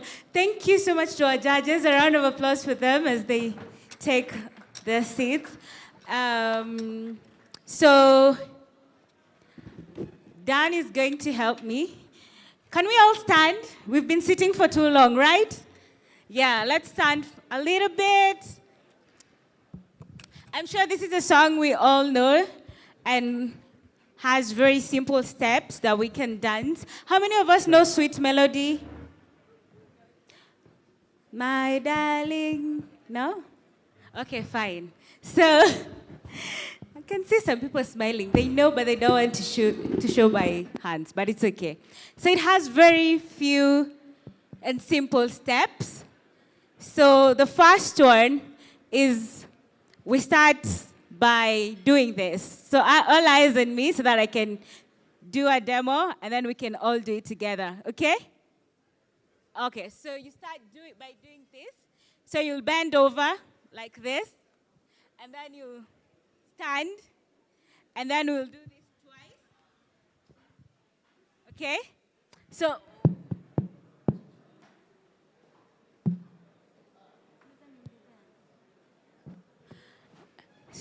let's do it together. So we'll start by 1, 2, 3. Then we stand, and then 1, 2, 3. And then we do this. We do that twice. And then we do this like that 4 times. And then from then we do this 8 times. So 1, 2, 3, 4, 5, 6, 7, 8. But you'll move your legs like this, okay? So let's do it together. Let's do a dry run before Dan gives us the music. So 1, 2, 3, let's go. 1, 2, 3. 1, 2, 3. 1, 2, 1, 2, 3, 4. Then 1, 2, 3, 4, 5, 6, 7, 8. Okay. So Dan, you can give us the music, yeah? So 1, 2, 3, go.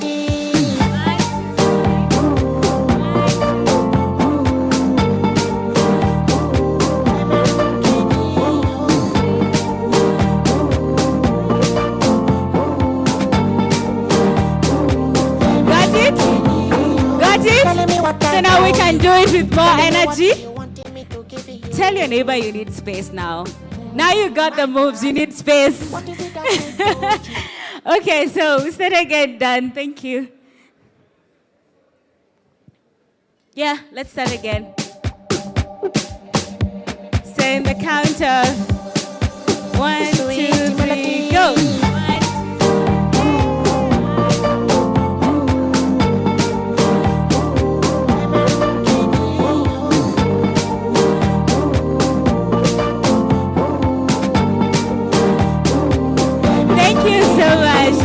Thank you. Have your seats. We have our last panel of the day, and that is, thank you, Dan. Women leading the green tech revolution, African female entrepreneurs driving change. And I'd like to invite our moderator of the panel. That is Madam Stephanie Whitner, the advisor size GIZ. A round of applause for her as she makes her way to the stage. We can make it better. Thank you.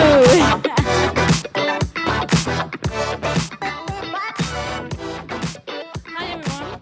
That was a very good energizer. How do you feel? Give me your hands if you're fine. Hello. So, my name is Stephanie. I also work for GIZ Size. You saw already Faris, one of my colleagues, he's standing over there. And I will not repeat what we are doing. Our change theory is that we want to have food security, reduce poverty, and that's the reason why we are supporting companies, right? And I want to ask you one question. So, who in the room believes that female-led businesses, on the long run, are more successful? Raise your hands. So it's a bit sad that I only see female doing that, because it's scientifically proven that female businesses are more successful. In terms of like investment, how they raise, of course they don't do that well, but if you give them investment, I can really assure you they will invest it in the best way possible. And today, I really want to give that stage not to me, I really want to give it to 3 promising companies and to talk with them about the future.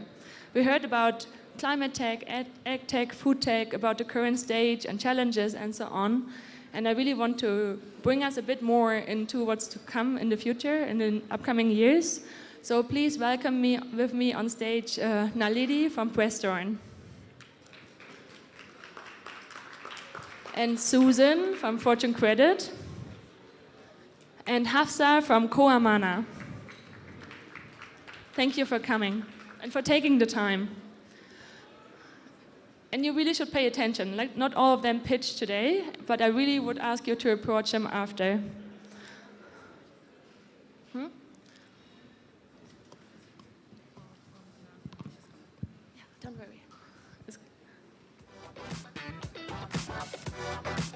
Hi, Hafsa. Thanks for joining. So let me open this conversation with a question to Naledi, and also let me add something. So it's not a coincidence that these women are on stage. So as I mentioned, we have different kind of activities, and one is that we have this Female Founder Award. So in February this year, we asked companies from all across Africa to apply for this, and these are the winners. Naledi with Restaurant on the first place, Hafsa with Koamana on the second, and Susan, who is like representing Fortune Credit today, and the CEO, Janet, as third place. And please give a huge applause on that. You can be a bit more enthusiastic. It was a hard competition. Thank you. Okay, this is a fireside chat. That means I will have a few questions for them. I will give them the time also to react to each other, and then give us a last statement. So, Naledi, in your field, what excites you most in terms of innovation for the upcoming 10 years? Test. Oh, you take mine. Hi, everyone. My name is Naledi. I'm the co-founder of Brastorn.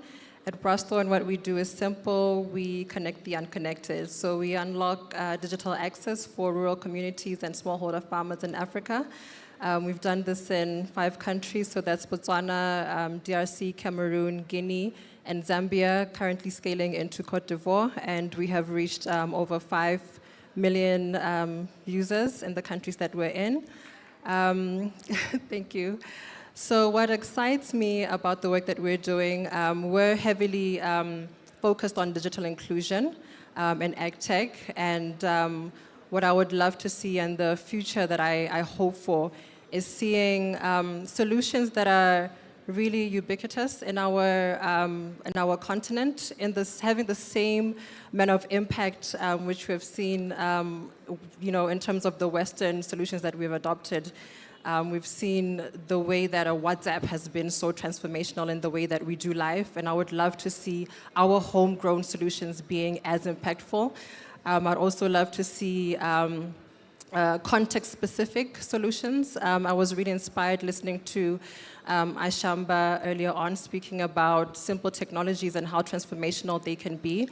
We have seen that in our experience, and we've seen that in as much as USSD, SMS, IVR, they're not exciting, they're not sexy, but they can be super transformational, and you can create really innovative use cases around that. So that's the core of what we do at Brastorn. We focus on meeting our people where they are and building solutions that are context-specific and aware.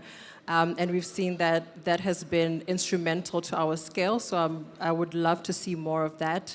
And so we have a beautiful continent. There's so much opportunity. By 2030, we're going to have, the youngest population in the world. That just shows that there's a huge room for opportunity.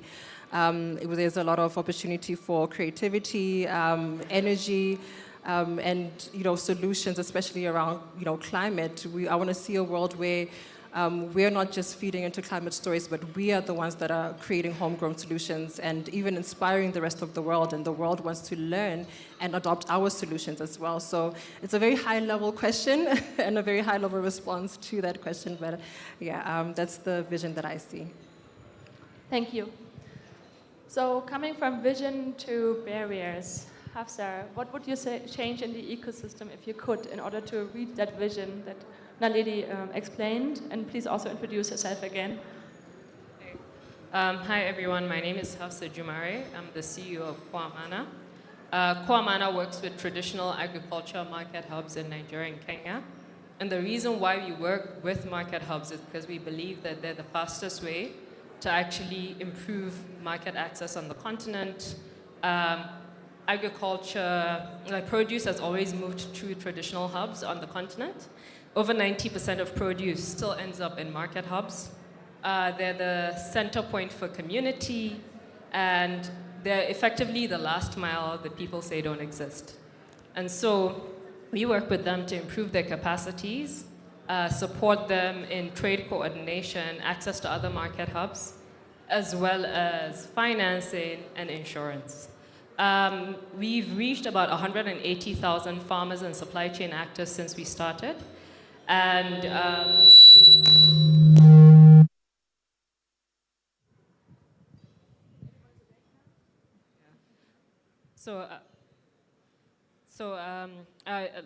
what the lady said resonates really strongly with me in, the need to design homegrown contextual solutions. Because I think what we're doing is a bit unique in that we're looking at what exists and trying to elevate it as opposed to creating alternative marketplaces. And speaking to your question, what needs to change? I think, we started raising our first equity, I think, in 2023. And in talking to different investors, what we found was that people like what they know, meaning there's no room for homegrown solutions, right? Because there's already predefined set of solutions that people believe work. And sometimes it's copy-paste solutions from Europe. So as far as like the values in the ecosystem, there's this tendency towards what exists already, and it kills innovation, right? There's never any funding for innovation. And the second one, I don't know if, you were asking this specifically in terms of a female founder context. I think I would say something about, again, the values of the ecosystem. What you tend to find is you go to networking events, you find that like the typical profile of the founder is like a fast-talking male, right? And I emphasize fast-talking. So people that can sell and exit, people that investors believe can like sell to the next investor, right? And I think in the way things, that structure is defined, it makes it so that if you're not within that profile, it really works against you. So I think there's something to be said about the values of the ecosystem itself, especially in how they, disfavor women types. Yeah, thanks. Thanks a lot. Then my next question goes to you. So we talked about the vision, we talked about barriers, and I want to know, in terms of innovation, like we heard a bit from Naledi, what excites you most when we talk about the future? Thank you. My name is Suzanne Kihembe. I work in Fortune Credit. One question, can you hear her? Like for me, I can't hear her.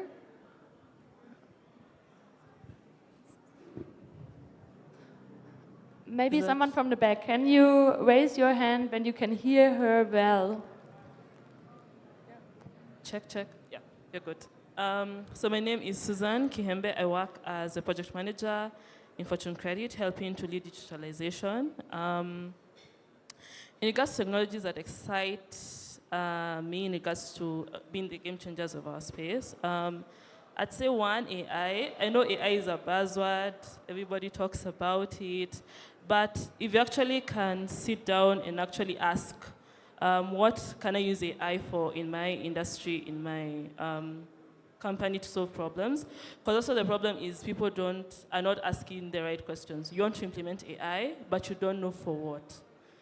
So I think if people can actually leverage it, when I look at agriculture, in the agriculture sector, especially for us who are working with in ag tech and also climate tech and looking on better ways to be able to reach our farmers and to be able to educate them in regards to farming and grow them. We're looking in ways into able to use AI to be able to grow their, be able to predict for themselves forecasts, to be able to also know how to use that in regards to informing them in regards to planting. Livestock health also will be helpful to actually be able to inform them on the health of their animals, what they could do, giving them access. Another technology that I think also is important is digital platforms. I think, if you can actually be able to leverage digital platforms in reaching the common wananchi, as we'd like to say in Kenya.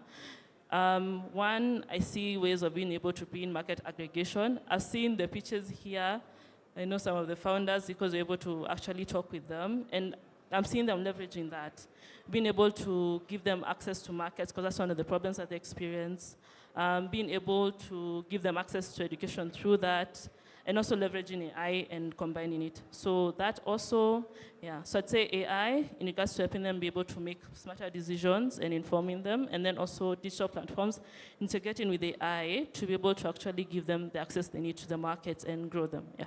And also digital credit, yeah. So. Thank you. How about the two of you? Would you agree with her? And please also answer that from the perspective of your company. You want to start, Nalili? Yeah. Yes, but before I wanted to comment on what she spoke about earlier on what needs to change in the ecosystem. We all know the funding gap for women-led startups, but one of the things that I have seen in my experience was investment decision bias. There was a particular experience where there was a particular investor and they had a fund and they had to deploy funds to 3 startups. And this particular investor was very vocal about advocating for female startups, female-led startups. But surprisingly, the largest amount went to the male-led startups and the smallest to the female-only led, and then the middle went to a company that was female and male-led. So it was interesting because the largest amount that went to the male-led, this male-led startup had significantly raised a whole lot of money, whereas the female-led that really, really needed the capital had, they really needed it, right? They were doing amazing, they had traction, but it wasn't reflective of what they were saying. So I would hope to see more investors kind of being more intentional and over and beyond just using, female-led startups for PR or marketing, but actually going on to actually supporting them and addressing their needs. So just wanted to comment on that. I mean, I completely agree, right? Like, oftentimes people drag you to places to do the female founder show, and it's not pleasant because it kills a lot of your time and productivity. And like, it needs to... So I was saying, oftentimes people will drag you to different places to do the female founder show. And I think after a while, you learn that these are not always people that would give you money or invest in you. And I think not only are you getting less funding, you find yourself doing busy work, right? Rather than building your company. And there's definitely that decision bias because I've seen my peers, like I'm friends with like other male founders and I know, what their companies look like on the back office side, right? And oftentimes you'll find that, people get a little bit ahead simply because maybe they have a certain relationship or they're overconfident, right? So, it speaks to the values again. Like I said, I think more often than not, you'll find that they're a lot less, and if I use these words, I think people will be mad at me. Less women are con men in the world, right? And so the same profile that allows con men to succeed, the same types of traits can actually allow people to succeed in the investment space when raising funding. And unfortunately, that works against us, right? Like, I've had in the past year different, females within organizations complain to me about a certain, maybe perspective in the organization that's trying to push for that overconfidence or oversell perspective. And it's always the women that are complaining about that, right? And feeling uncomfortable with it. So I'd say it's honestly what I see is the values are what is different, and I'm not sure how to change that, but I know that's where we need to start from. So I told you science is proving that they will be more successful than the other male-led businesses you saw pitching today will be. And I think the message is clear. Let's move a bit more ahead in the future. Where do you feel with your businesses, where you would lead? Where would you be in 10 years?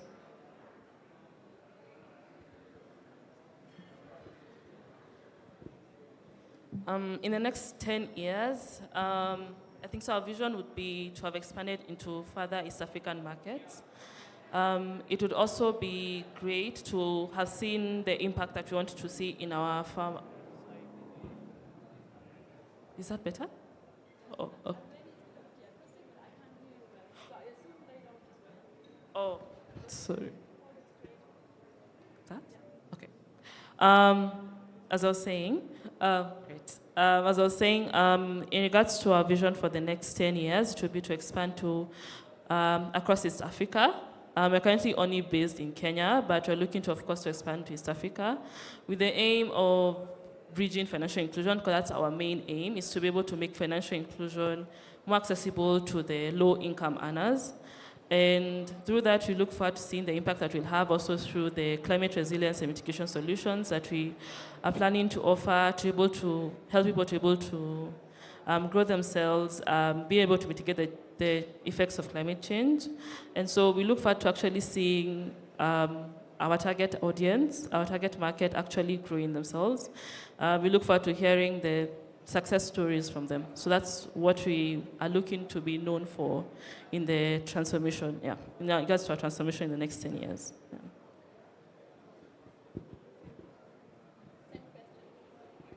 I think in the next 10 years, we would like to feel like we've started, pushing towards evolution of traditional markets on the continent. Like I said, these are, part of our historical trade routes. They've been carrying agriculture for a very long time. They're often overlooked and neglected in favor of new solutions that sideline them. And so in the next 10 years, what we really want to see is that we're embedded in these markets in both Nigeria and Kenya and in the rest of West and East Africa in a way that allows us to digitize what they currently do and also bring in resources that support them in scaling and being as strong as some of the agri-techs that exist in the market. Okay, so for us, our vision in the next 5 to 10 years is to see ourselves in a minimum of 19 countries, having impacted 45 million lives, and transition from just connecting people, but to actually empowering our user base, transforming their lives, and ensuring that they're actively participating in market, they're connected and they're digitally included and participating in marketplaces, and they're able to thrive and improve their livelihoods. So that's what we're currently focused on. Our work is really about using devices, mobile devices, as digital portals for rural transformation. Thank you. Do you want to react to each other, or shall I open the questions for the audience? Audience? Yeah? Okay. Then, who wants to ask the first question to them, and to whom? I can also pick someone.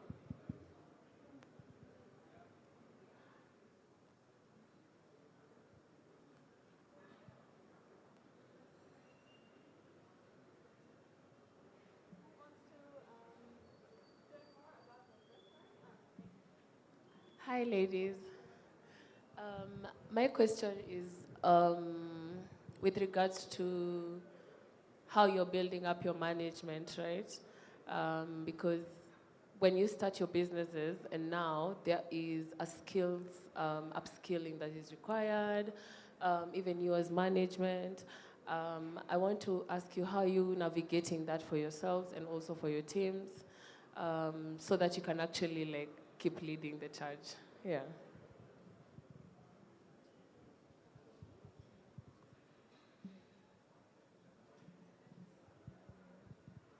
Okay. Oh. Okay. So just want to make sure I understand your question. Is it how are we upskilling our management? Okay.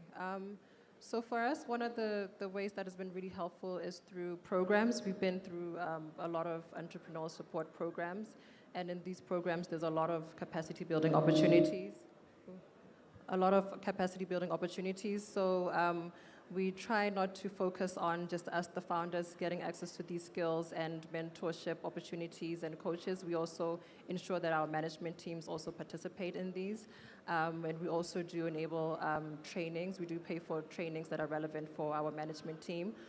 What's also been helpful for us is that we have an amazing board, very, very experienced, They're very invested in the business, so they're also very open to sitting with our teams, and some of them actually work with us on a consultancy basis depending on what the need is at the time, so that has been really helpful for us.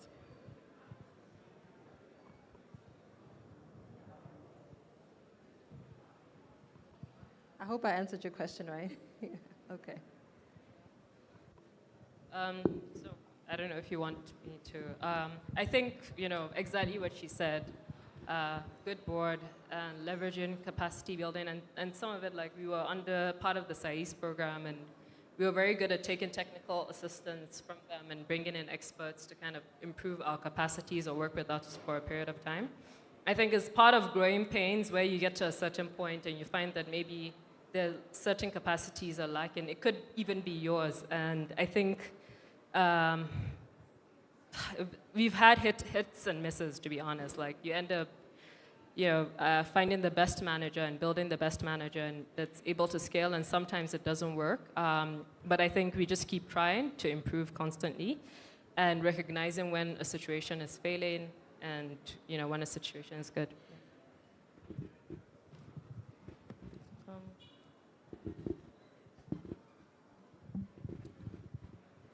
I think so. I'm just going to echo what they've just said. For us, one of the key things that is key in regards to hiring skill is people who are passionate about what we do. It's very key, and passionate about what they do and passionate about bringing impact. That's one of the key things. I think so when you find, it's good for you to find people who are skilled, but finding people who are passionate is key, and so that's what we do in regards to management. I mean, of course, upskilling always, supporting the upskilling. Yeah, it's continuous improvement, of course, day in. Yeah, it's continuous improvement, continuous learning for yourself as a founder. Yeah, just looking more into ways, the programs they've mentioned, yeah, that's what it's.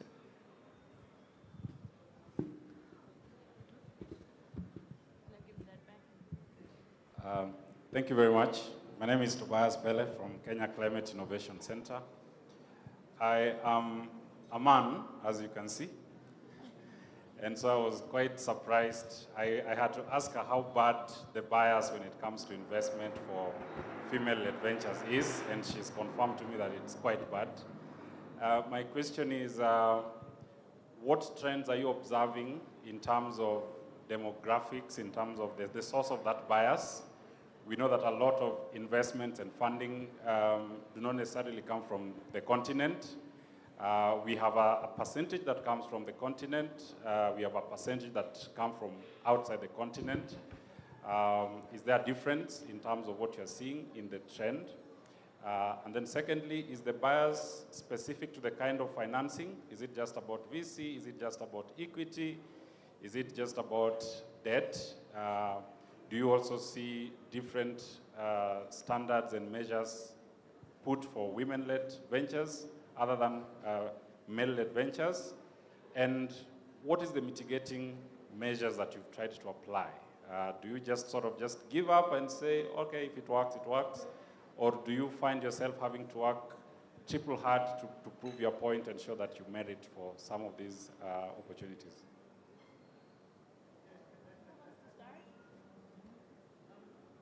I can start. So I would say, so from our experience, I think we've had an easier time with the debt guys because they just focus on numbers, right? Whereas VCs, sometimes you never know what an IC is thinking. You can even have a very good, due diligence process with their investment managers and someone may have had seen someone that's a similar profile as you, right? Or seen a similar company and then they're just against it. So it's a big question mark. And I would say that's where the issue lies because it's now, a lot of it lies on, subjective perceptions of a company. And the reality is ultimately when you're pitching, you're selling, right? And the best people that sell ultimately win, right? And it's a confidence game. So I'd say the main difference I'm seeing is that there are certain types of funding that's more numbers oriented, and then some are much more subjective, and you can never really predict what's driving that subjective perspective, right? And I know for female founders that works against, us if you are not overselling, or if you're not, I know a lot of female founders that fall into that. I have a lot of male founder friends that like pump me up like before a big situation, right? Because they're like, you like more often than not, they're the ones that make me feel overconfident about a situation. And I'm talking about averages, sorry. I'm not trying to say men are one way, women are another way, but from my experience, what I've gotten is that a lot of male founders have that like confidence and like that, sales, pitchy, surface type of behavior that like resonates well with investors, whereas female founders are a bit handicapped in that. And that's one thing that like I wish this space was a bit more honest about, because I don't think that's the case. And because of that, you have women put through all sorts of trainings, accelerators, you're traveled, like flown everywhere, and it's actually a waste of your time, right? Like, I think transparent values would allow us to actually, distinguish between what types of funding to go for, what type of VC to go for, or even make the VCs aware of their own biases. Yeah, and I think I'll just contribute in terms of where the bias may be coming from. Where the bias may be coming from. So it's interesting that I think you would automatically assume that it would be coming more from maybe like VCs, but the example that I gave earlier was actually from a social impact investor where you're thinking that inclusion is really important to them, right? And women empowerment and all of that. So it was quite confusing that they are a social impact investor, but then what they do is kind of opposite of what they say. So it seems like it kind of cuts across if that's the case. Okay. For us, we've not yet worked with VCs yet.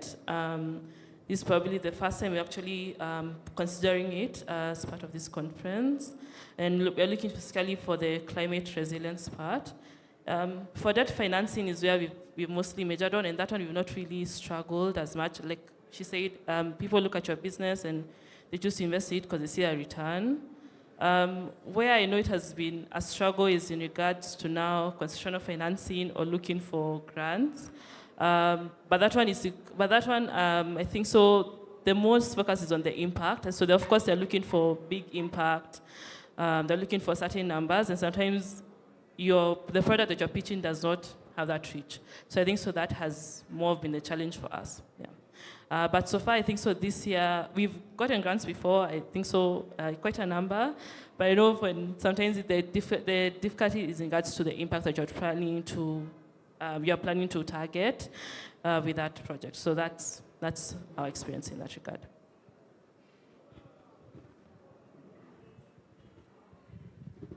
Is there another question in the audience? If not, I would have one.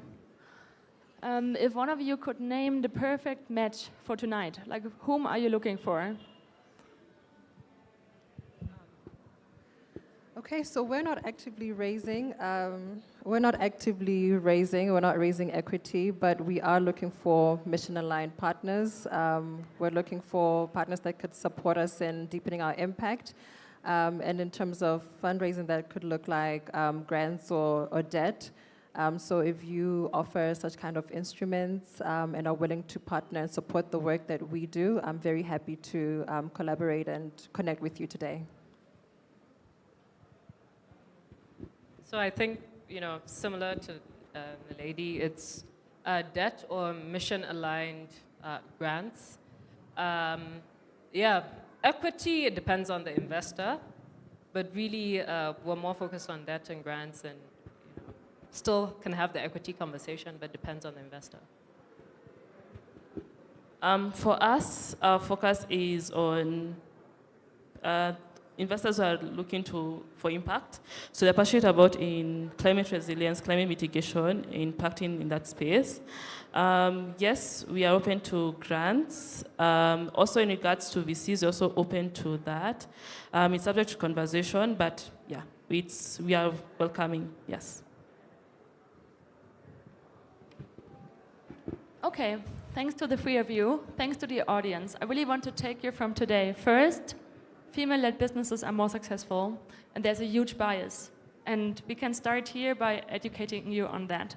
Second, I want to remember these faces because I know in 10 years you will regret that you didn't invest or that you didn't collaborate.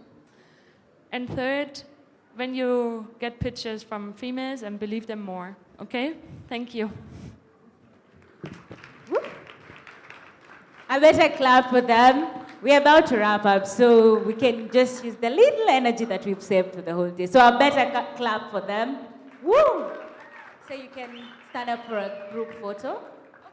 Yeah. So that was a very insightful panel discussion. Thank you so much to the panelists and also to you, our audience. And we are wrapping it up with a very experienced speaker amongst us. And he comes with 20 years of experience in investment in mobile and communication technologies across the US, Europe, and Africa. He has served on several boards and worked in so many places that we're going to mention. He was the deputy chairman of an NGO promoting entrepreneurship in various regions. And ladies and gentlemen, help me welcome Mr. Maurizio Chao, the founder and managing partner of TLCom. A round of applause for him.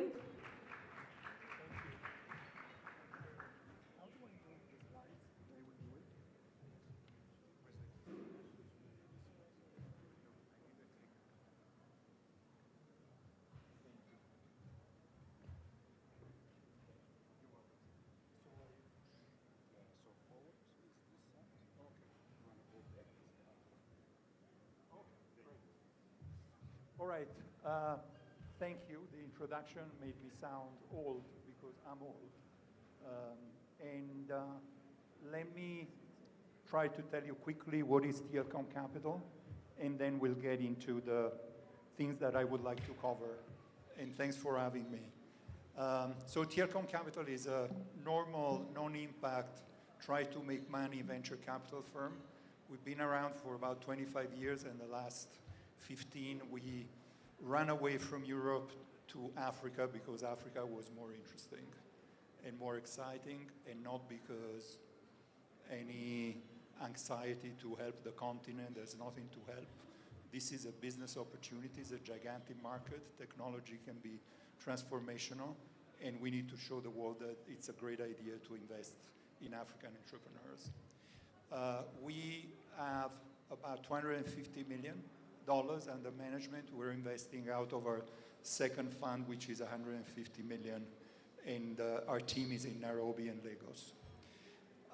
So the way I wanted to talk to a bunch of people interested in climate investing is to fundamentally focus on the role of VC in making this space more attractive